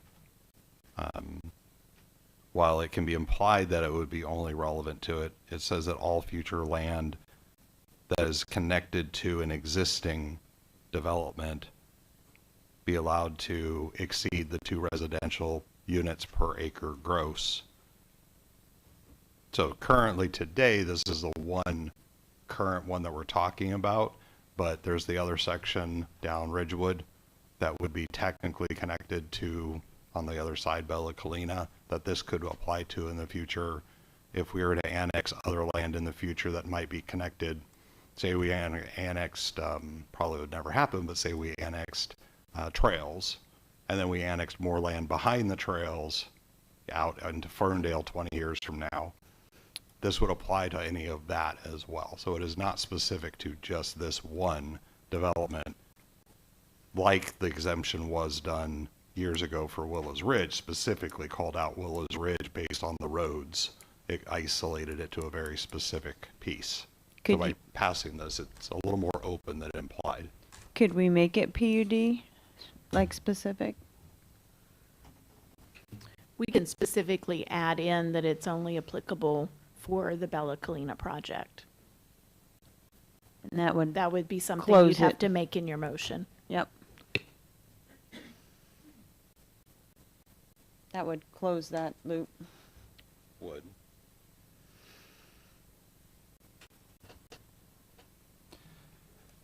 So what are we looking at here? We're adding something to the ordinance? Well, we're having an open discussion. That is an option to close that concern.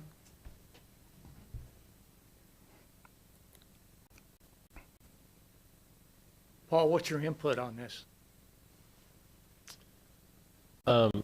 I think what Mr. Wadsworth proposed is fine. You can make them, if you're so inclined to approve the motion, and be to approve it with amended to be only applicable to Montverde Estates.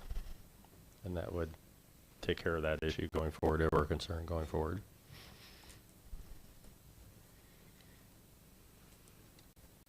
Well, Any other concerns on this ordinance? well, that was one aspect of it. I mean, generally, when I'm looking at this ordinance, knowing that it was put into place 25 years ago, land use is a little different nowadays than it used to be. But I also think we wanted to make sure that we're trying to keep the heart and the feel of Montverde, which in general is half-acre lots. The other direction that I could see going would be to actually just modify the current ordinance that requires any annexation in the future to have half-acre lots instead of 1-acre lots. That would impact everything downstream here tonight. But do we really think that a density as being proposed here with 0.18 acre and under 0.25 acre lots is in alignment with the feel of our town? I feel that half-acre lots is more aligned with how our general community operates. So that's two different ways to look at it. What other potential parcels would it, or could it affect? Open parcels. There's the 40 acres on Ridgewood. Right, there's not much left, but there's 40 But acres then- left on Ridgewood, but we can look at the map to see if there's other parcels, but. But then Well, they this would all be would, on they would go for a PUD anyway. Yeah. Any development's gonna go for a PUD, so. Well, this specifically is annexation of new land into town, requiring it to come in at half-acre lots versus 1-acre lots. So regardless of the PUD, regardless of, you can still ask for a PUD after the fact. Right, right. So the current 58 acres is currently zoned as R1L, which R1L requires half-acre lots. Is that correct? Say that again. I'm sorry. The contiguous 58 acres is currently zoned as R1L. That's correct. Which Yes. requires half-acre lot size. Not half-acre gross, not Correct. half-acre, not 2 per acre net gross, whatever. It's half-acre lots. That's correct. Okay. So what I'm saying is, if you allow the annexation of this additional 10 acres, but at the half-acre lot size, that would be aligned to the rest of the land that it's joining to currently. Now, they could ask for a PUD after that, which we would review separately, but fundamentally, our annexation ordinance would require all future land to come in at no less than half-acre lots. So So are you willing to modify the ordinance right tonight? that's what I'm thinking, but we'll have a Comments? discussion. Can I get your opinion, Anita, on doing it that way? I'm not clear what's being proposed for change. So Why he, not propose it then?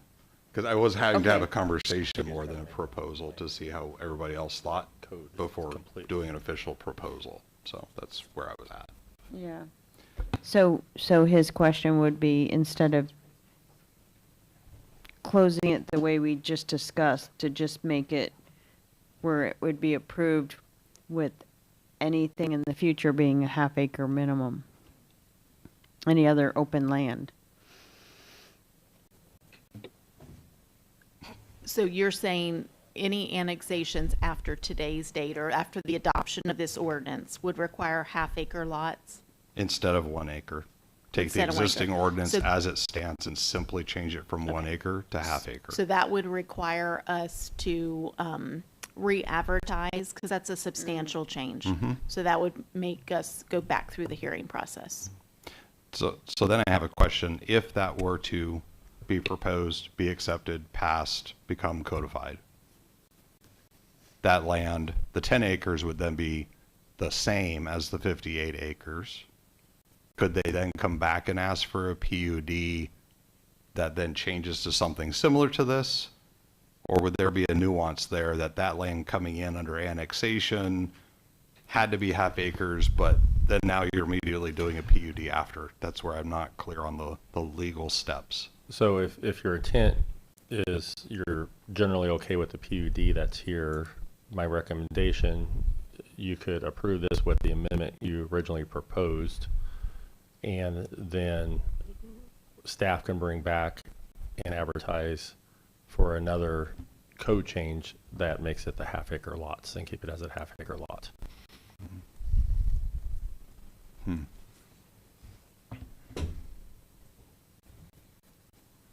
Well, I'm ready to make a motion here. I'd like to make a motion, we approve ordinance number 2025-59. As written? Yes. I think we gotta be done with public comment, right? You already We're not closed open to public public. comment. The public comment's already closed, I'm sorry. Do you, So just to be clear, Mike, you're proposing that we approve 2025-59 as written without any of the variances or discussions that we just had? Yeah.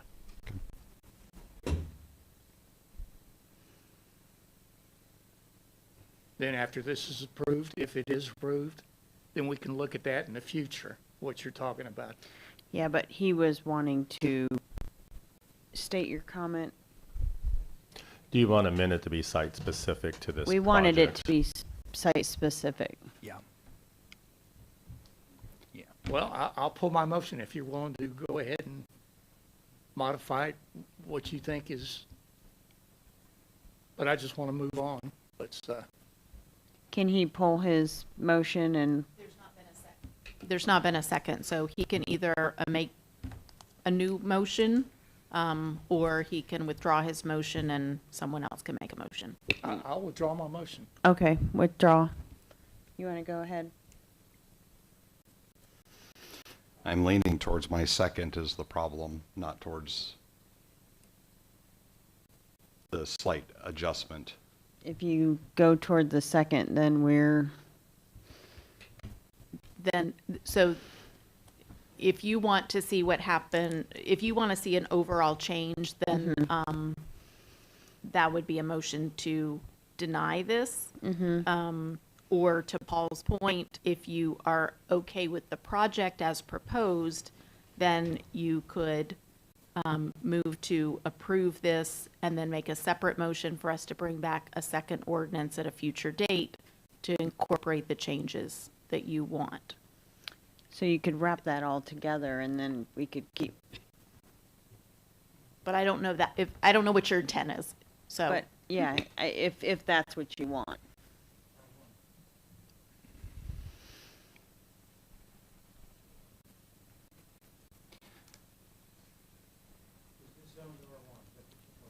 I would make a motion to deny 2025-59 and revisit it, changing the entire ordinance to half-acre minimums.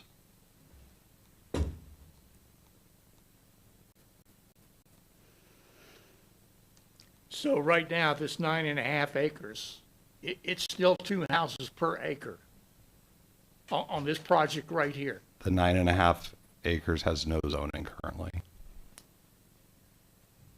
But if we annex this into the town, then that takes care of that problem, right?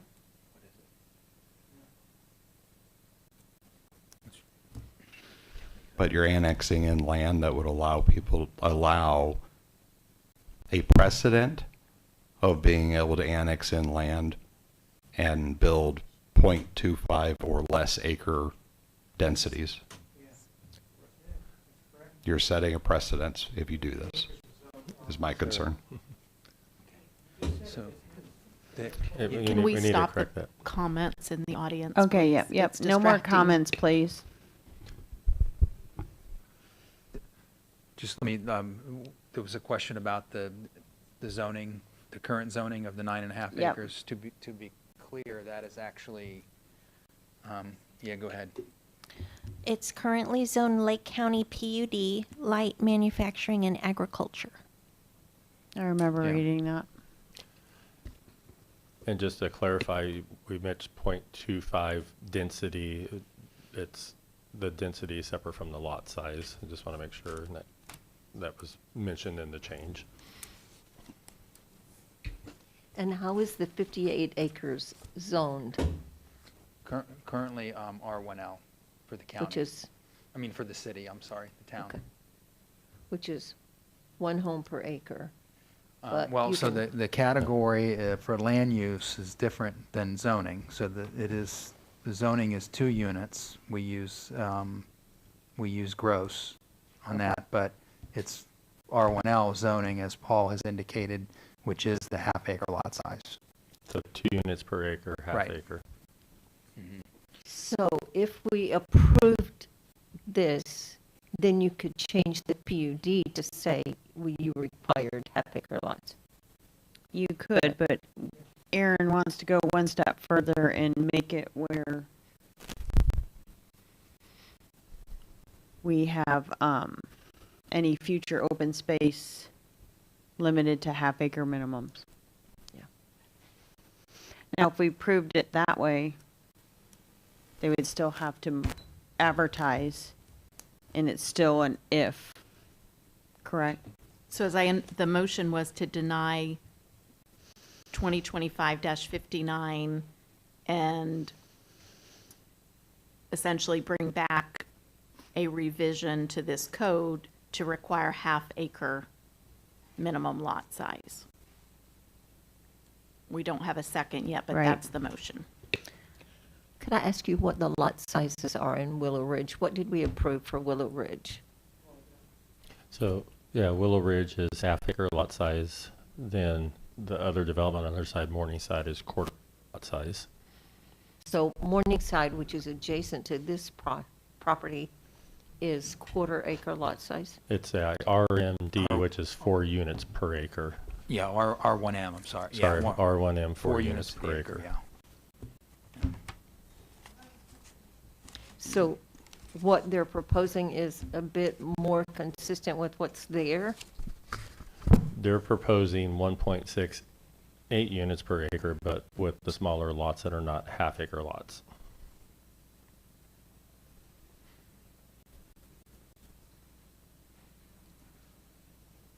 Yeah, and just a little history with Morningside. So that was actually a plat, an old plat that went way, way back that actually had higher density even beyond R1M. They came in and made it consistent with R1M. So that's been there for many, many years, just so you know. So if the construction goes as planned, this development would look a lot like the development we see in Bella Colonna when we go down Fosgate. I mean, when we see those, the houses would be that close, is that right? The homes that you would see there. We won't be able to. We need you to come up to the microphone, please.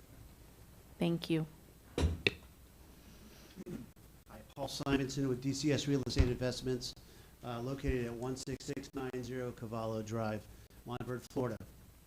To your answer, the homes that we were building, we have different categories of homes at Bella Colonna. The ones at Fosgate are not really similar to what we're building here in Montverde Estates. We have another subsection off of Bolsena Drive, which is the entrance that we're talking about that was tying into this one, where the lot sizes there are 75 feet wide by about 150 in depth, which most of those homes you'd know as the Toll Brothers homes that are being built right now. So once again, those home sites, 75 feet wide, the setbacks are 7.5 feet on each side. So very similar home types that you would see in that Toll Brothers area over at Bella Colina, not the Fosgate. What are the width, just for everybody's clarification, what are the widths along the homes on the Fosgate section? The Fosgate homes are 40s and 50s. Okay. What about up the hill when you look up, when you're on 455 and you look up at those homes up there in Bella Colina? What's the size of those lots, just as a comparison? I'm sorry, When you go, when we're driving on 455 and we can look up and you see the planting that says. Towards the clubhouse, I think is what she's saying. Like The ones we can see without being inside Bella Colina that are up on the hill? Yeah. if we're on 455 and Yes. you got, Yes, ma'am. Those are 40-foot lots that you're seeing from 455, looking at the 18th hole right, of the golf course. Those are 40-foot lots versus what we're proposing here is 60-foot lots on the 14 lots, and then the other 100 lots are 70 feet wide. I think all of Bella Colina's golf course lots aren't they all 40 and 50? Yes, ma'am. That is correct. Yep. It's a mix of 50-foot lots and 40-foot lots with 5-foot setbacks. Thank you. Thank you. That's all I was going to say, the difference in the lot widths. I mean, we're still achieving the under 2 units an acre. It's 1.68. The uniqueness is just these lots on that 10 acres. The lots may measure differently. We're still achieving well under 2 units an acre at 1.6. That's the need for this ordinance and why I said it applies to this one. Okay. So we have a motion. Could you restate it, please? You want to state it, Anita? Motion to deny ordinance 2025-59 and bring back another ordinance that would allow half-acre lot minimums for newly annexed properties. Currently, the ordinance says 1-acre lots, and it would change to half-acre lots.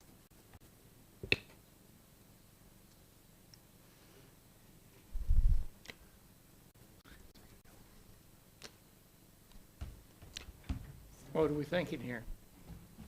Yeah, so you would need a second, and if there's no second, the motion would I'll die, and second you it. need a new motion. We have a second. All right, we have a second. All those in favor, say aye. Aye. Aye. Aye. Aye.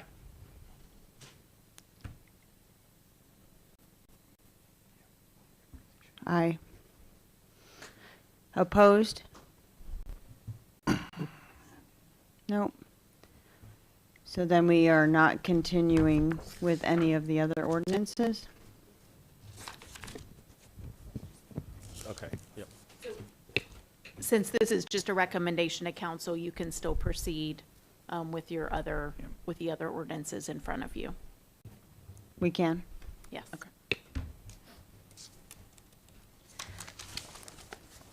You just need to read the title for your next one.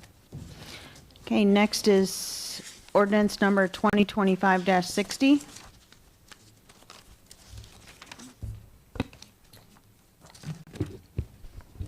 An ordinance of the Town Council of the Town of Montverde, Lake County, Florida, amending the Town of Montverde's comprehensive plan pursuant to 163.3187 Florida statutes by amending the comprehensive land use plan designation from Lake County Rural Transition and Bella Colina to Town of Montverde Single Family Low Density Residential on the future land use map for the herein described property consisting of 9.47 plus or minus acres, providing for severability and Scrivener's errors, directing the town manager to amend said comprehensive plan, repealing all ordinances in conflict herewith, providing for forwarding of this ordinance to the State of Florida Department of Commerce, and providing for an effective date.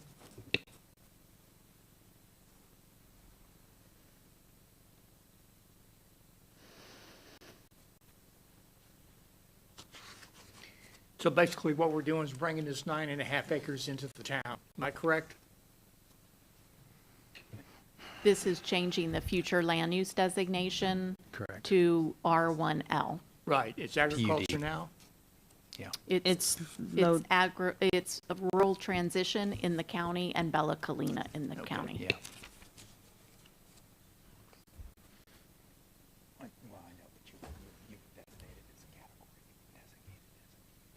The current definition of R1L requires half-acre minimum lot sizes, which would somewhat align to what we just mentioned a few moments ago. So I want to make a motion. Let's approve ordinance number 2025-60. I'll second that. All those in favor, say aye. Aye. Aye. Aye. Opposed? We're approved. Next ordinance is ordinance number 2025-61.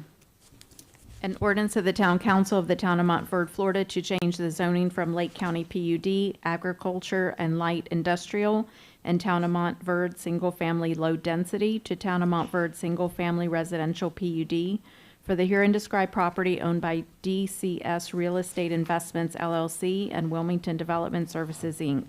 The real property is located south of Ridgewood Avenue, west of County Road 455, and east of Blackstill Lake Road, Montverde, Florida.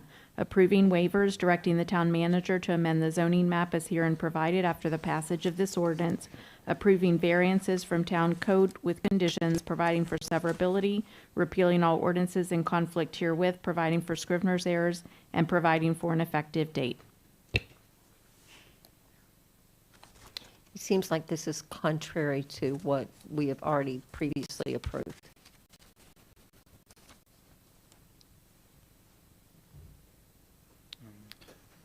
My understanding that this would take a 68-acre parcel that is designated with R1L and now request a PUD, which could have many waivers and exceptions to R1L requested, which there are several of them. So You want to put that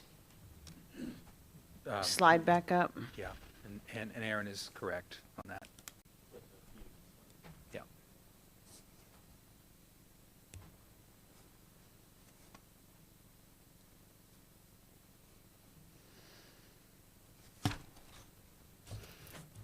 Do you want to see the slide with their waivers?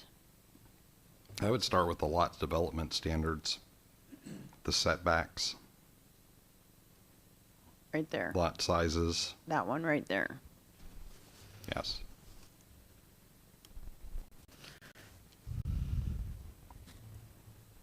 So what are we saying here? I mean, does this go against what we just voted on? This is a new topic, a new ordinance. We're trying to approve the whole acreage for the PUD. So If I here are may- some, If I may, just to try to, I don't know if it helps or not, but you're approving now what was in the PUD, so yes, it's this description of some of the changes in the concept plan in itself. Your next step is going to be the PDP, preliminary development plan. That's a little more specific. That's why you notice in your application it's got even more to it. So you're approving what you're being asked to either recommend approval or denial on is the PUD right now.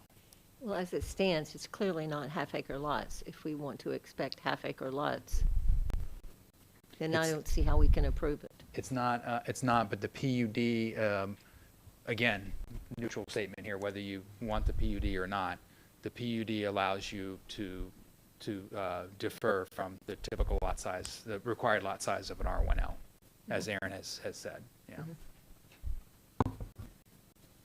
Paul, does staff have any recommendations on this? So just to clarify that, the R1L zoning is specific to what is in our code book under R1L. So, 7.5 foot side yards, 25 foot front, 25 foot back, 25 foot corner.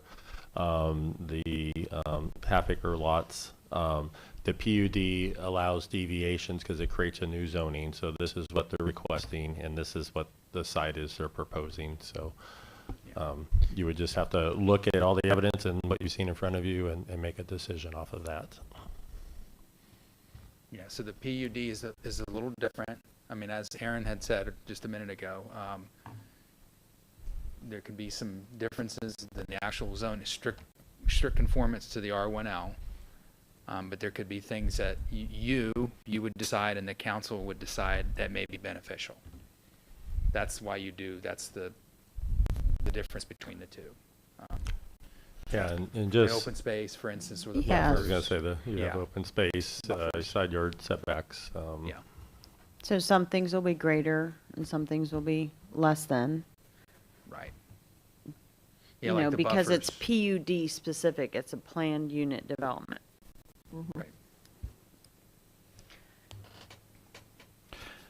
R1L would have a very specific list of requirements for lot sizes, road frontages, setbacks, but it doesn't have a lot of the requirements like open spaces and, parks and recreation, and there's a lot of other things that can come into a PUD that land can be used for and not for homes. Or you can go and say, no, you don't want to do a PUD and just say it's R1L, and then they have to comply to everything that we have set in our code as R1L, which would be a completely different plan than what's being presented to us today. Those are kind of your two options. Or you can look at the PUD and say that there are certain things that they're proposing that you don't specifically like. An example would be in a previous PUD, they had, I think, 50-foot lot widths was the minimums, and we changed it to 60-foot being the minimum instead of 50-foot because we like the presence of it a little bit better. But there's a lot of deviations. If you compare it to R1L that's being asked for. So changing it to a PUD protects the town to have more specific requirements. Is that what we're saying, in a sense? The PUD is just specific to this development, so Okay. It's a negotiation. pretty much. So give us more green and open spaces, give us sidewalks down Ridgewood, for instance, that they wouldn't typically have to pay for, but they are offering to pay for. In lieu of that, changing some of the setback requirements, allowing smaller lots. This is the negotiation phase effectively versus just saying no, R1L, and they have to comply by R1L, and anything that they want to do, as long as it complies with R1L, doesn't require our input. Okay. Right? That's kind of the aspect of a PUD, is finding the balance between what's best for the town and what's best for the developer through negotiation.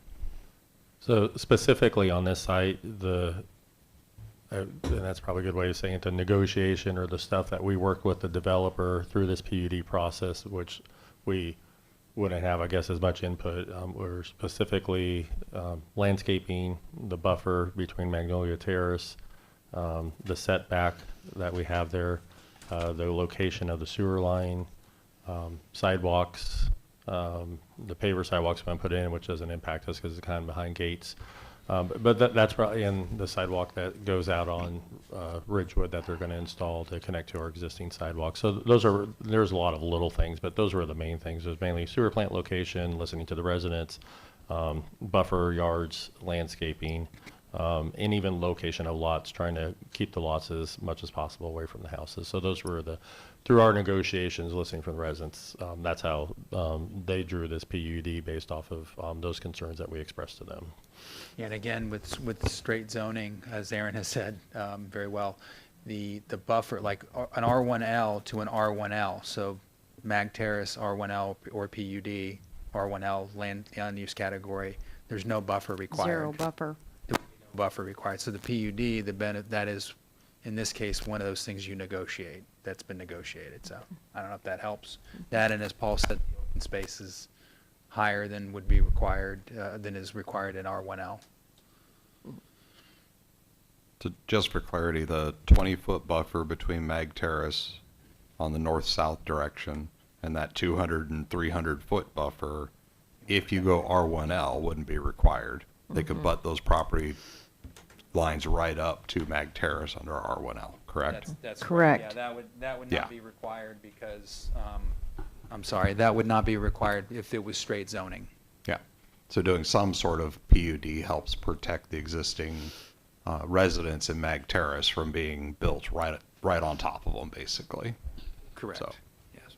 So if we approve this tonight right here, this ordinance right here, we're gonna keep the 20-foot buffer.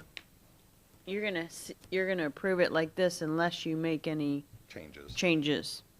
So you could say, I approve it, ordinance 2025-61 as written, or with this change or that change. Does staff see any other changes that need to be made? I mean, you've already been through this. I mean, this is the proposal from the developer, so we express our concerns. Our main concerns were setback from Magnolia Terrace, sewer plant location, buffers, landscaping. I mean, those are the big ones, and of course sidewalk connectivity on the outside of the development. So that's the main things that I've heard from the community and residents that we worked with the developer to put into this.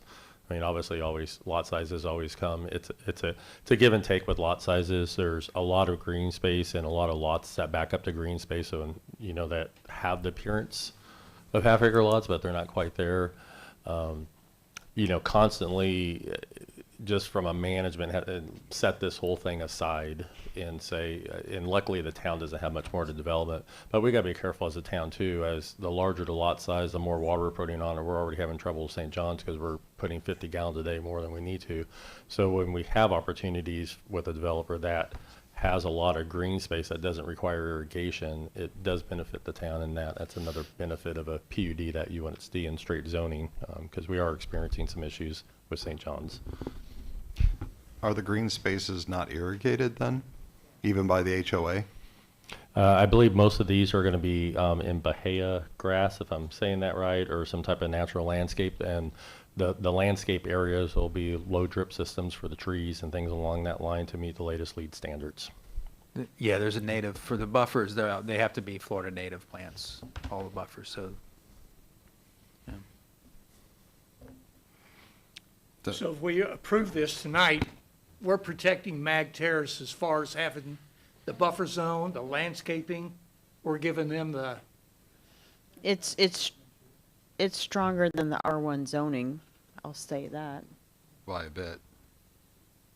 Well, I'm gonna make a motion, we approve ordinance number 2025-61.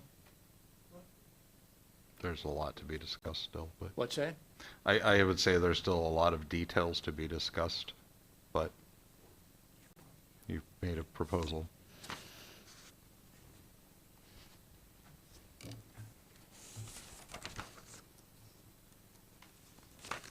Well, we have a motion. Anyone want to second it?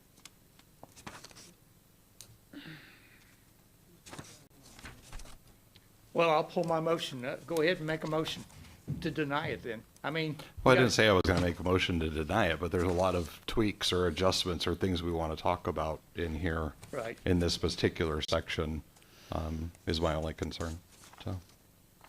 I mean, the first off is, do we feel that .224 and .1 acre lots are something that we want in the town and aligns with the feel of the town, right? Well, this is site specific though, isn't it? This is site specific to this development within Mag Terrace, but that's a pretty big deviation from our typical lot size in town. I agree with that. And we're getting ready to find out with Osgood property too. So, No, Osgoods are all half-acre lots. wow, there's some, They're all half-acre lots. Now, they're shaped funny, but Yes, they're all yes. half-acre lots. They're long and skinny. They're long and skinny. you got that right. Yeah. There's a number of changes to the various setbacks. Most of them I don't see too much of an issue with. There's a pretty big deviation dropping from 100 feet on the width at building setback, dropping from 100 feet to 70 feet or 60 feet. But you kind of have to if you're going with this level of density. I think it's to allow for a longer site pad or building envelope, however you word it. The look of it is going to be very tight, I guess is what I would say. You have a 50 or 60 foot wide lot with frontage of the home. Mm-hmm. It's going to be very tight. It's going to be a tight stack, effectively, not more spread out. Mm-hmm. Is that I think consistent with our use plan? I think it will look like what the gentleman said with the Toll Brother homes. So do we want to bring this back at a different time? I mean, we're just talking against each other No, here. we got to discussion. work through it. If I may, if you're going to be suggesting changes, if you could helpful for Anita and I and Lisa, Paul, go to the ordinance and then reference what you're talking about, something specific, so it's on the record, whatever section and some line in particular, and if you're gonna, we'll make a list of what you've been talking about.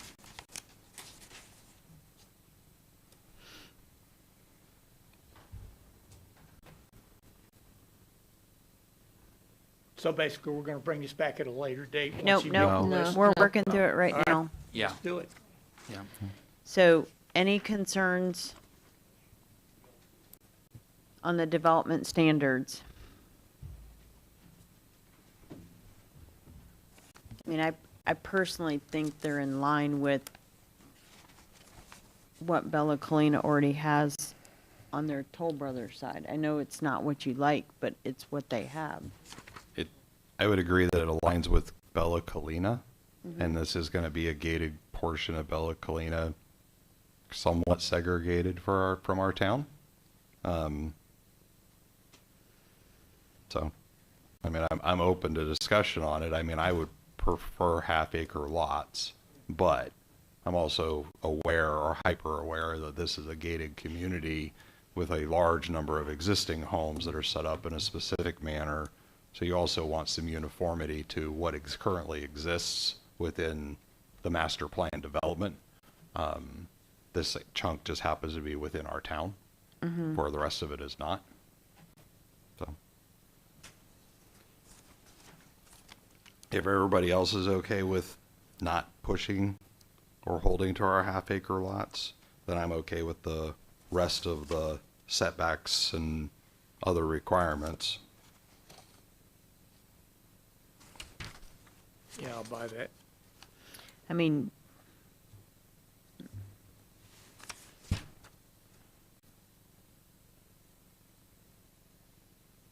I do have concerns on some other items, though. Well, the setbacks we talked about earlier are within our guidelines, right? I mean, do we want, aren't they No. within our current plan? No, there is some slight, there's some variation from the setbacks, and that's what they're proposed up there. Like normally it would be like for the front yard on the corner is 25 feet. They've got a 25-foot setback. Rear- 7.5 is standard for both, either zoning for the side yard Rear's- setback. rear's typically 25, right? Yeah, the only two changes I see is 5 feet less on front and rear. Correct. Yeah. 30 foot, Side- 30 foot less on building setback at lot width, 10 feet less at street frontage. Maximum lot coverage is increased to 65% versus 50%. There's quite a few. They're all small. Each one of them is a couple Sure. I feet was talking here and a about couple setbacks. feet there, right? But Yeah. I was just talking about I've just looked setbacks. at the whole chart, so. What changes would you propose? If you're going with quarter acre and 0.18 acre lots, then these are probably appropriate.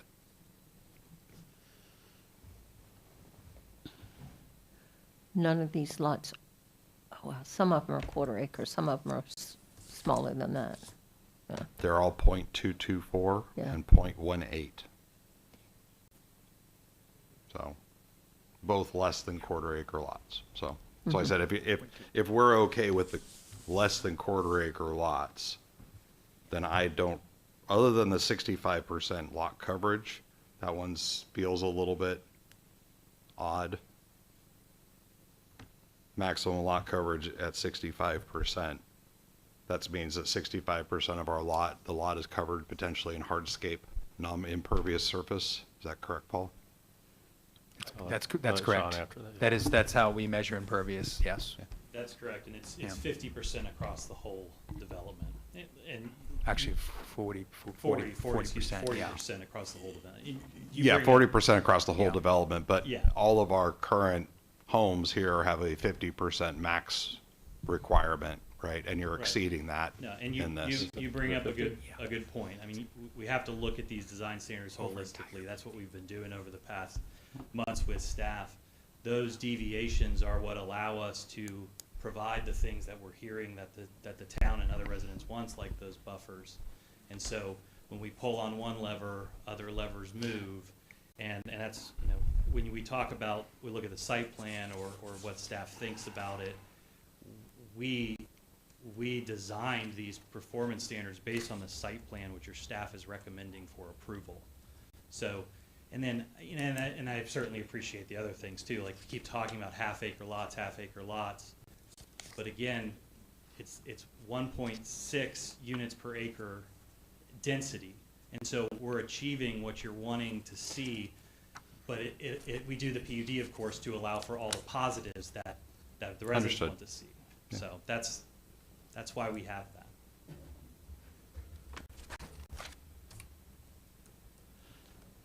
Those, if nobody else has objections to those pieces, then we can move on, but I just wanted to Well, what would make be, my what statement. would be your recommendations if we changed it?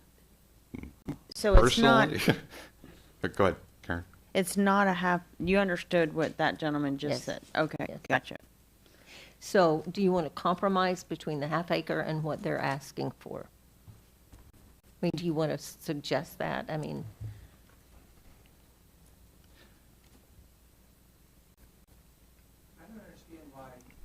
No, no more, because the public, it's closed. It's closed. Okay, please.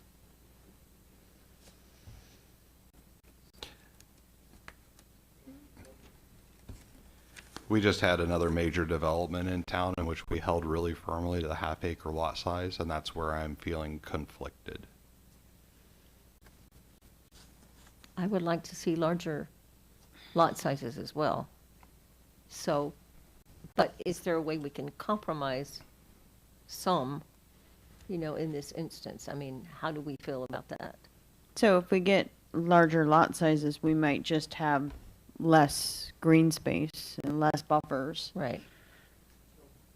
So could we live with less green space? There is a lot of green space.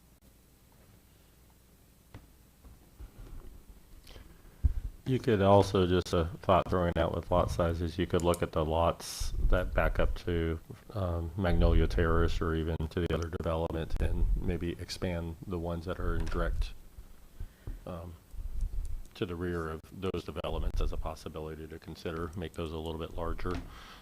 Or even just make the skinny ones larger. Yeah, or- so you got 25, 26, 27, those are the direct ones that are the closest to anything on a development. That would be something you could look at doing. So it still allows where it touches Montverde to look a little closer to Montverde, and when they kind of go into the Bella Clina, look more like the Bella Clina. Just food for thought. Right.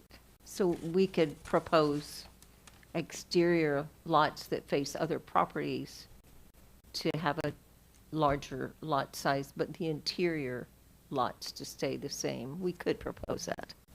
Is And that you what could you're saying? propose anything. I was But I mean, that's specifically, would be- I was looking at 25, 26, 27, because those are the smallest ones that back up right to our neighborhoods.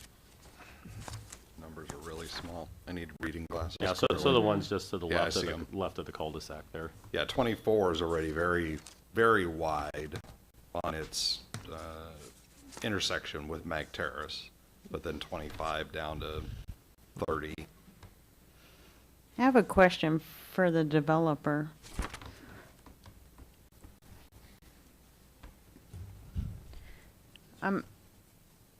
I'm sure you guys have laid this out a million different ways. Yes, we And have you laid it out with half-acre lots and no green space? And what was your lot net number? Well, I'm glad you asked. The problem with that is that we have a topography of 100 feet. 100 feet. And so it makes the project infeasible if you did the half-acre lots. Because what ends up happening is that there's no way to grade these properties appropriately and hold on to the same density that we're trying to accomplish. So, you know, we did go through probably 15, 20 different revisions over the last 8 to 10 years. And every single one the project becomes infeasible. I'm not a big fan of the smaller lots either, guys. I really am not.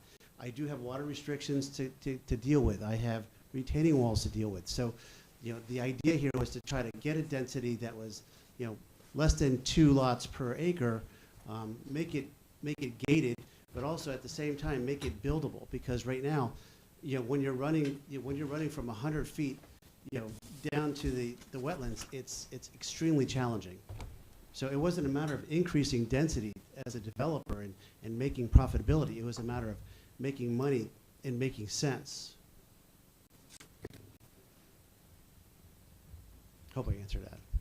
So how does that differ with the increasing of the density?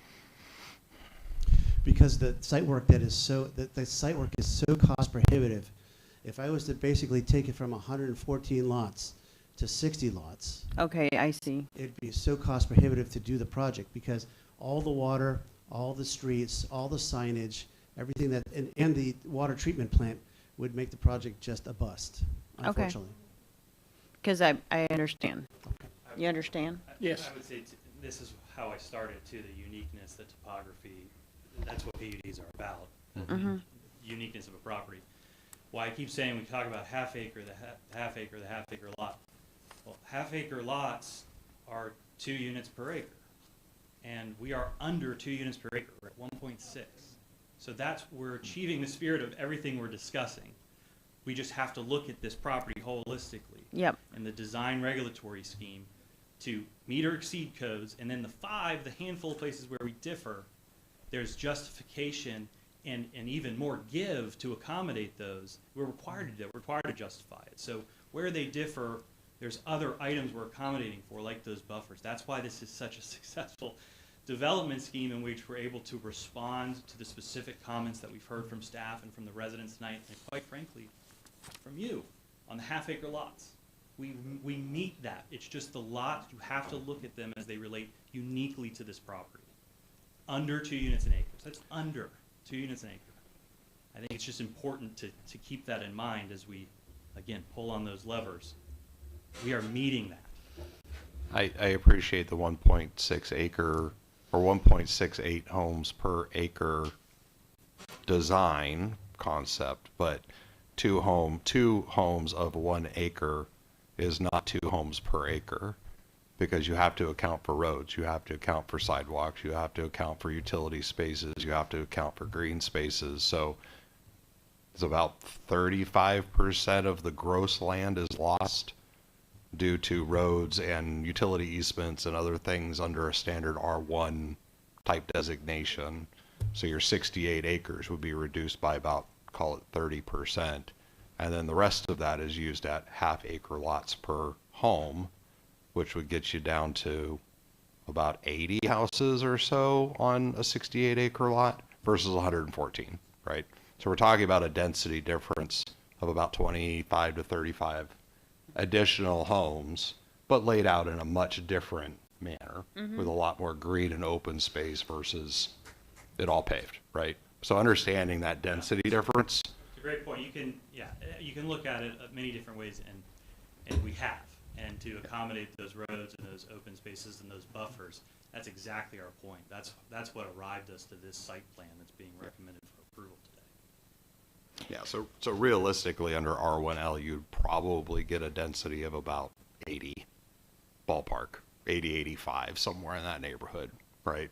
Giving up significant consideration. Absolutely, absolutely. I'm just straight up, if we were just looking at this at RONL, so we're talking about, is the additional 25 homes worth the improvements in the buffers to Mag Terrace, the much larger green spaces, which are not achievable on half-acre lots. So it's a balance and trying to find the right balance. So, And commitment to locations of things, to your point. yeah, things like commitments to put the sewer treatment plant as far away from Mag Mag Terrace. Terrace as possible, you know, things like that. So, Is the green space not buildable?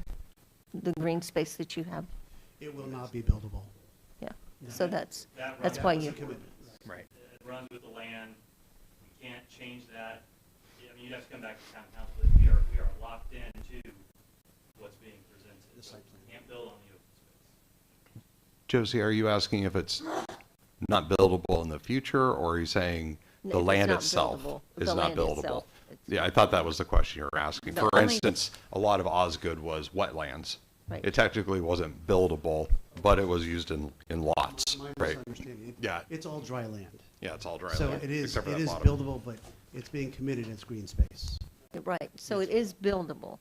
You It is- could, Yeah, it is all dry and buildable. you're just Potentially, saying yes. that developing it based on the topography would be very expensive. The green space that you have now, is that what you're saying? No, it's buildable, and we're committing to not build on it. Right, okay. So if you ask for larger lots, maybe not half-acre lots, then some of that green space could be taken, but not all of it.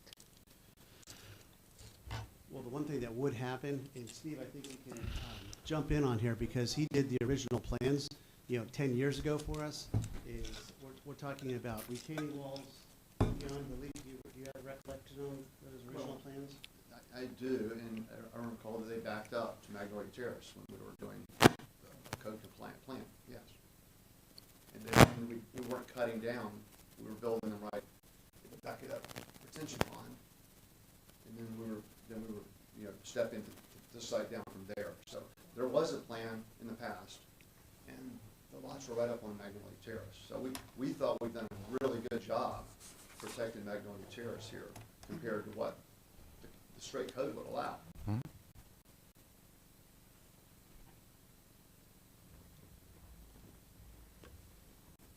Thank you for that information, and I guess I'll state my concept to you guys. Because this is inside Bella Colina's gated community, I'm okay with the smaller lots. I think there's other things in this that I want to talk about, Right. but I'm okay with the smaller lots. I think we're adding an additional 25 homes or so, which is not massive, but yet we're protecting the existing development of Mag Terrace by making sure you've got good buffers. We're making sure that the sewage treatment plant is well away from any of the existing homes. Mm-hmm. And we're keeping a lot more green space, which is kind of in alignment with the feel of Montverde. But the density is a little higher. And frankly, none of our other residents are ever going to see it because it's inside the gates. Yeah, So- I agree with all that. I think it's a very nice layout, and they did a good job on the plant location and the entrances. So are we ready to act on this ordinance? He has a couple No. more. No No. more things. That's No, fine. unfortunately. Let's move on. So I think we're all in agreement on the first part. Right. Okay. Where's it at? On page 11, well, actually, technically, it starts on page 11. It's page 10, where it talks about garages and carries into page 11. So our current code requires that garages must maintain a minimum of 27 by 29 foot interior space, which is suitable for larger vehicles. That's our current code.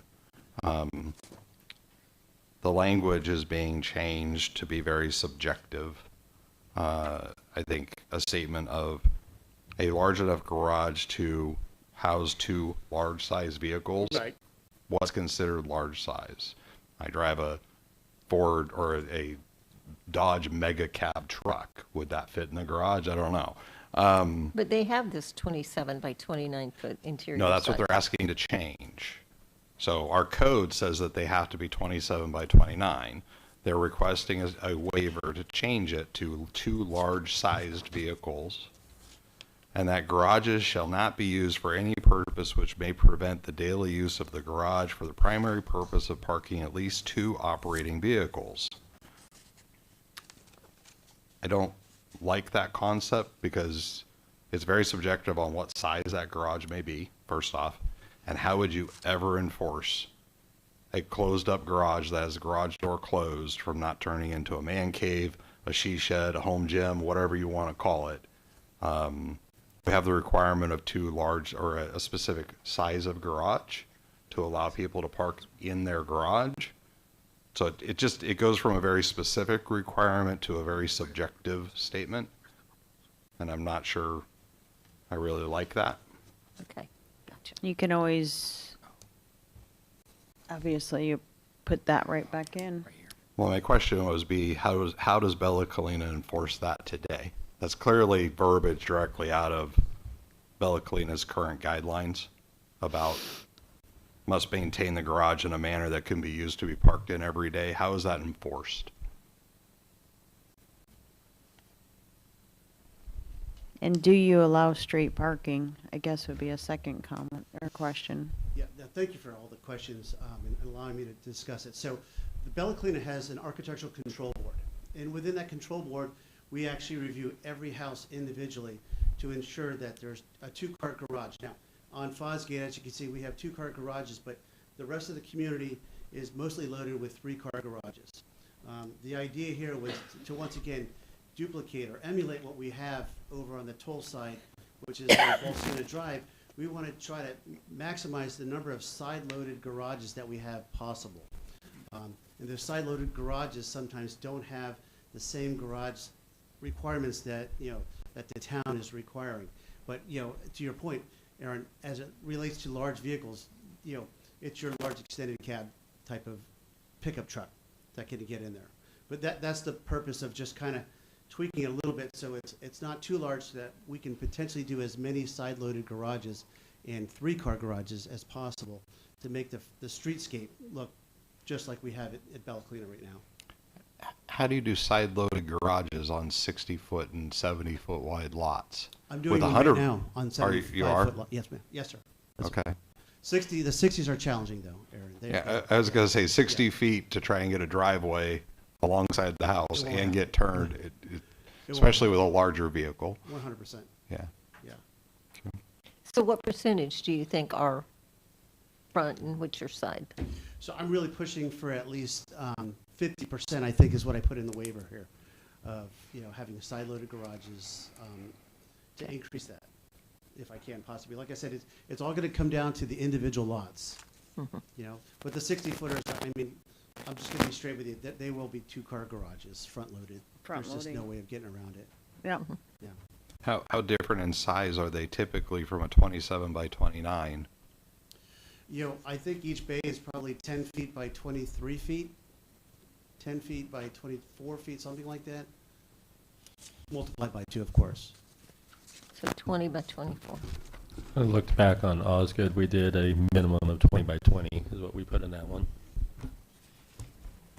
The other variances that I have in here, the front and rear setback, taking that extra 5 feet is the same thing, the same concept of basically getting that side-loaded garage to have that aesthetic look from the street. So that's the reason why I asked for that variance as well.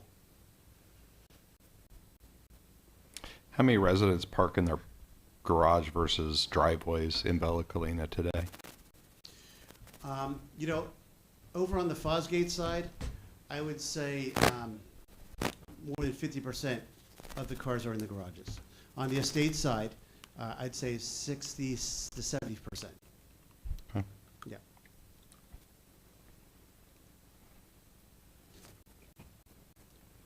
I'm okay with. I'm sorry, I didn't interrupt you.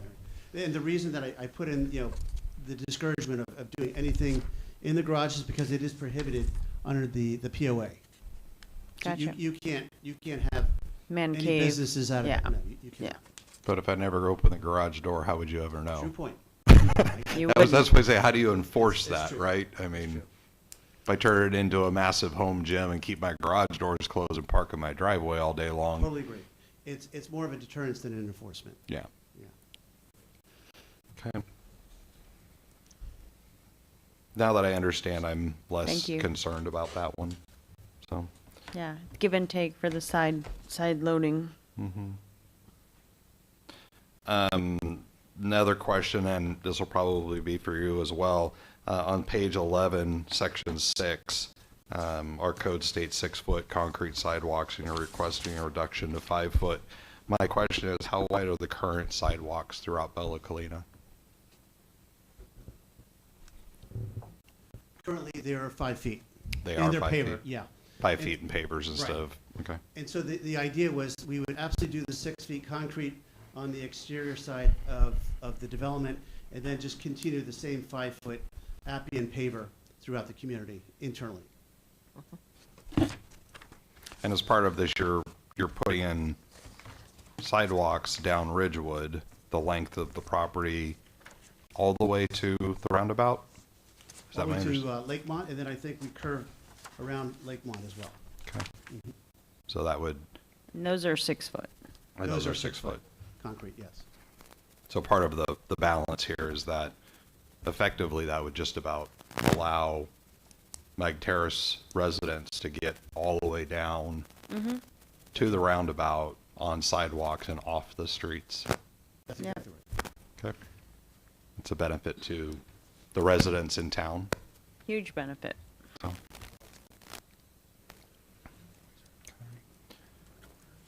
This is the I think my last one on this section, and I actually have a pretty hard concern on this one, and this would be page 12, section 9.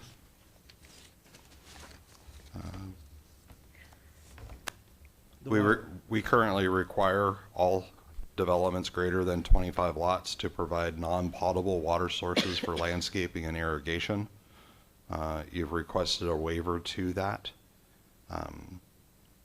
In my opinion, with the challenges we've been having with our conditional use permit, our water consumption, to me, this is a non-negotiable item that we need them to provide a non-potable water source for irrigation for these lots. We're already struggling with our water use per capita per house. These are going to be nice houses. They're going to want to irrigate. They're going to have large water bills.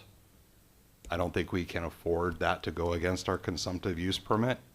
And we currently say at 25 lots, you need to provide it. This is 114 lots. To me, I don't agree with this section at all, so. How difficult would that be to do?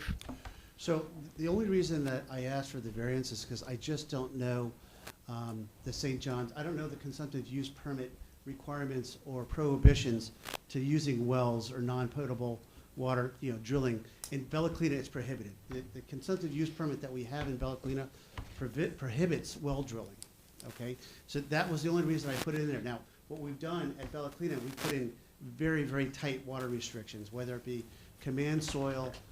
We have an actual limitation of the amount of square footage that our irrigation can actually be done based on the lot size. I mean, I know on this variance, there's numerous others that I can read off, but you can obviously see them yourself. We prohibit, we only allow Zoysia or Bahia versus St. Augustine.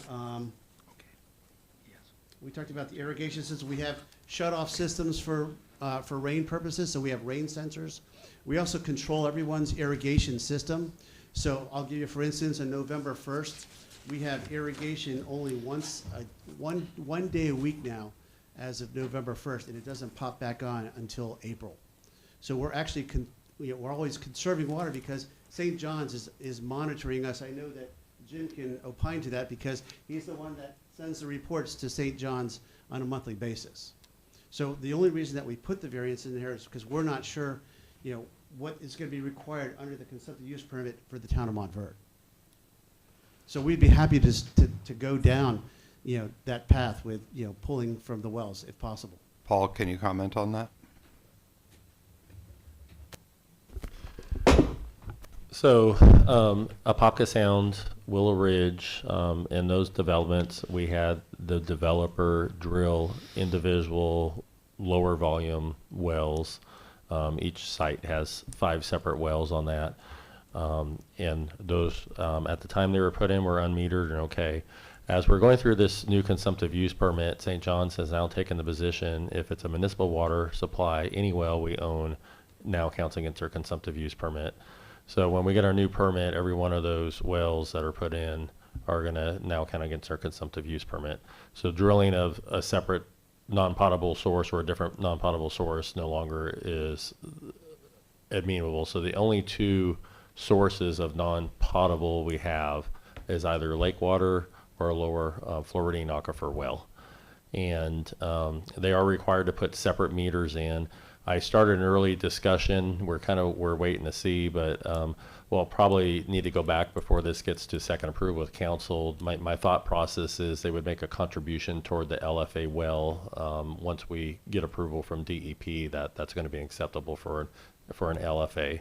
So that's something we still need to negotiate out at that piece once we hear from on our DEP application that we got in for our facility plan. It's the same conundrum that we've had at Bella Colina. Yeah. As well as we can't even pull from Lake Sienna either. Yeah, it's a violation of the cup. It's getting very difficult. So really, LFA well is going to be the only supply in the town.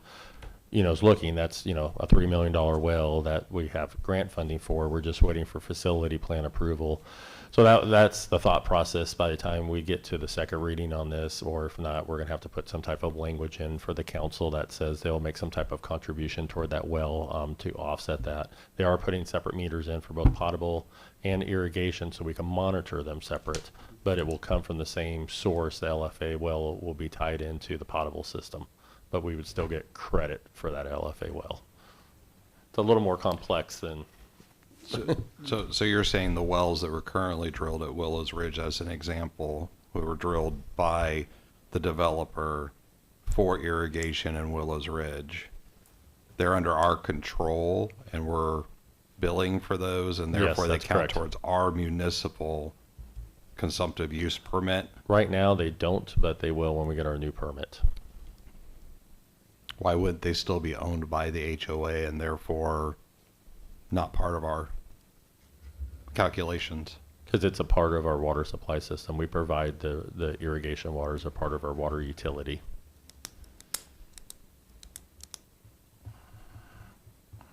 One thing I'd like to add to water restrictions, effective December 1st, because, once again, I'm constantly reporting back to St. John's.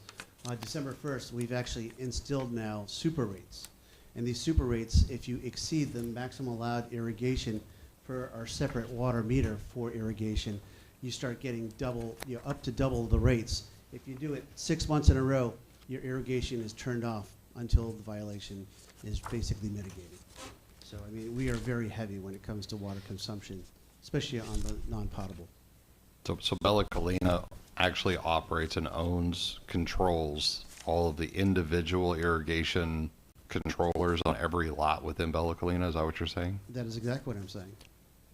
And to clarify, your CDD does, correct? Or? It is the CDD. Okay, which is in a Bella political Colina, but subdivision. Yes, I apologize. Yep. Yeah. The entity, it's not, a lot of us have already advanced controllers, but I obviously manage my own advanced controller. Nobody else does. So that's why I was getting clarification. So the POA dues include a payment to an outside consultant that controls those meters.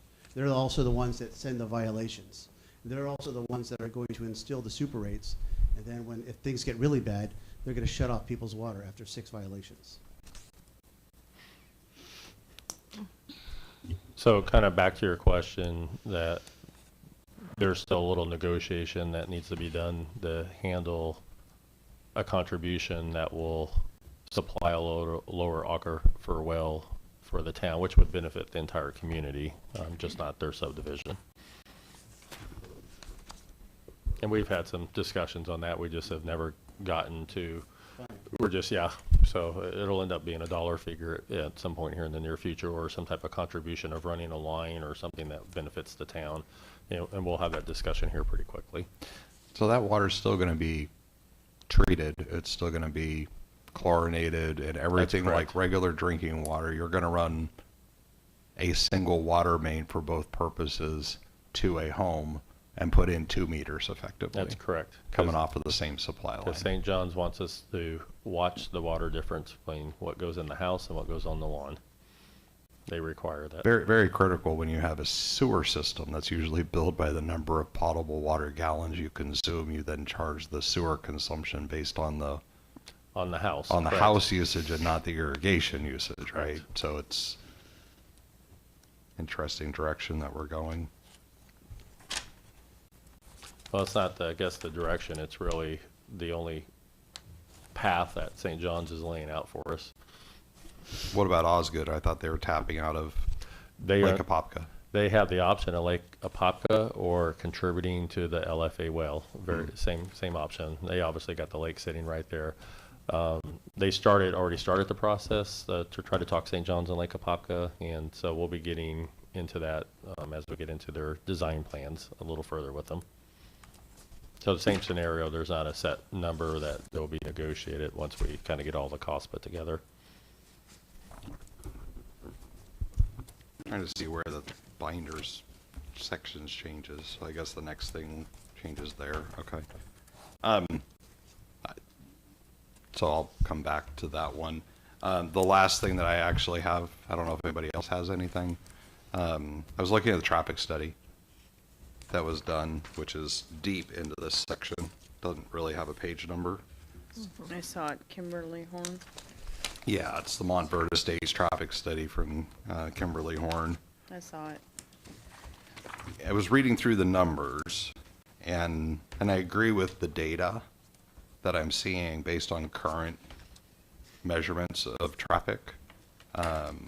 It does not appear to me to account for the fact that we're going to have 137 new homes at Osgood added to the current load of our current streets. That doesn't appear to be taken into account at all with the traffic generation study. It looks like it's using the current trips per day, assuming a small 2% annual increase through 2027, and doesn't really account for a massive, what do we figure, 2,000 plus trips a day coming out of Osgood, in which a large chunk of those are going to go down 455. So the traffic study basically is determining that there shouldn't be the need for turn lanes at the entrance to the development at 455.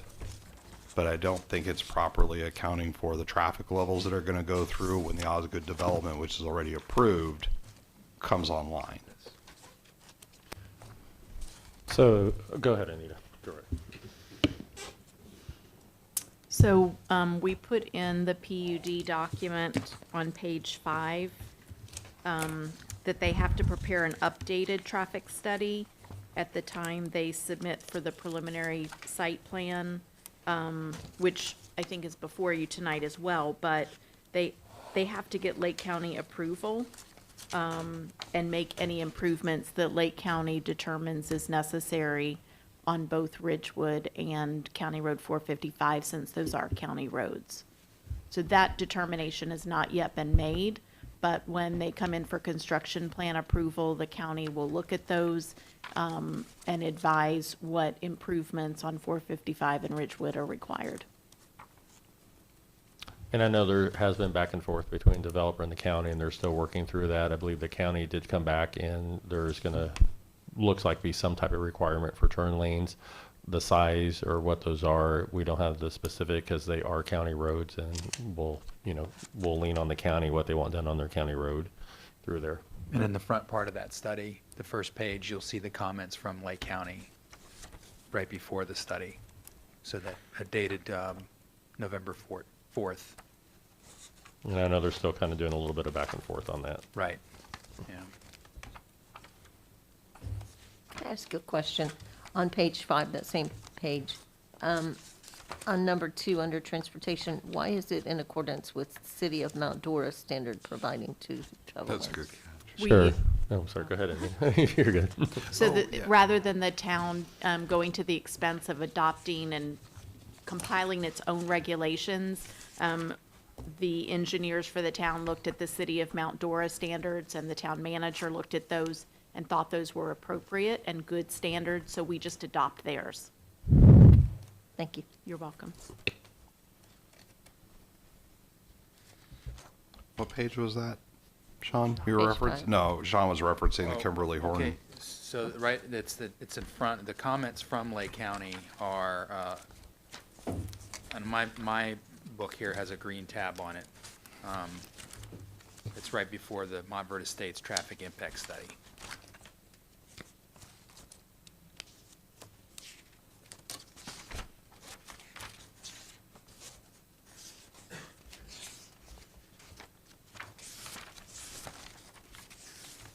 Did they show her? It's that green tab. Yep. Sure. Okay.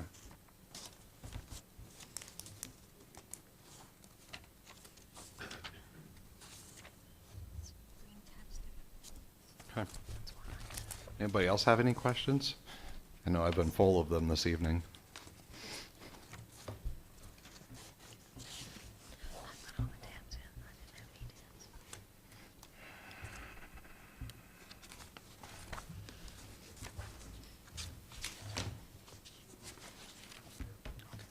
Any other questions, Josie or Michael?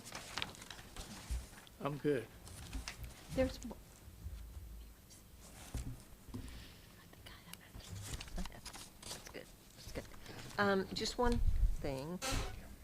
I noticed there's a section on detached housing. On what? On detached housing, was that, I don't think it's relevant to what we're doing, but I was just curious. Land use, single-family detached housing. Appendix B. There's not any detached housing, is there? Or is there? That's all.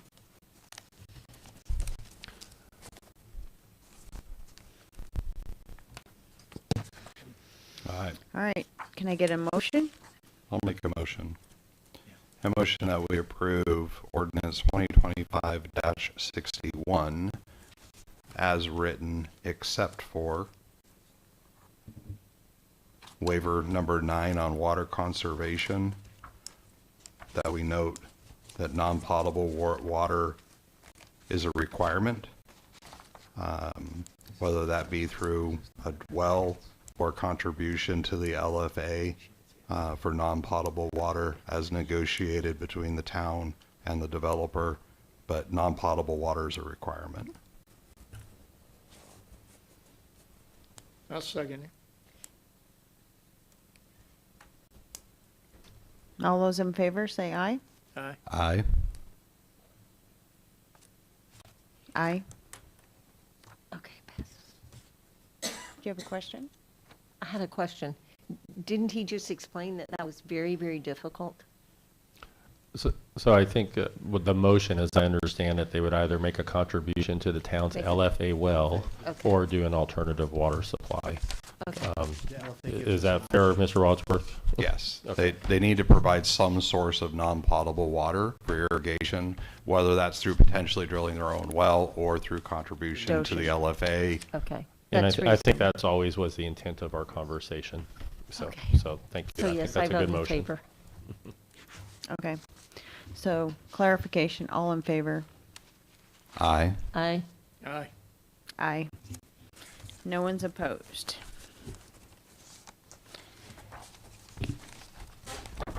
So last on the agenda is resolution number 2025-178.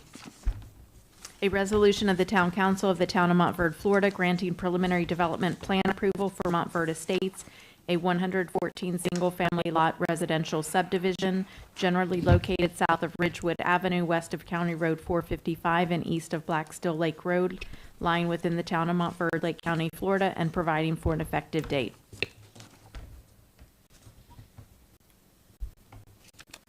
So this is granting preliminary development plan approval. I don't think I had any of those on this. So that, in all intents and purposes, it's more detail as Mr. Parks explained, but it kind of locks in those locations of those open spaces and the sewer plant, so they can't be substantially changed. So this is kind of like, we go off this for the basis and nothing can be substantially really changed from that plan.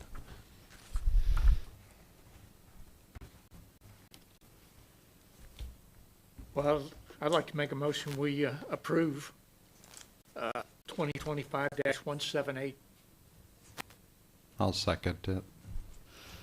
All those in favor? Aye. Aye. Aye. Opposed? No one?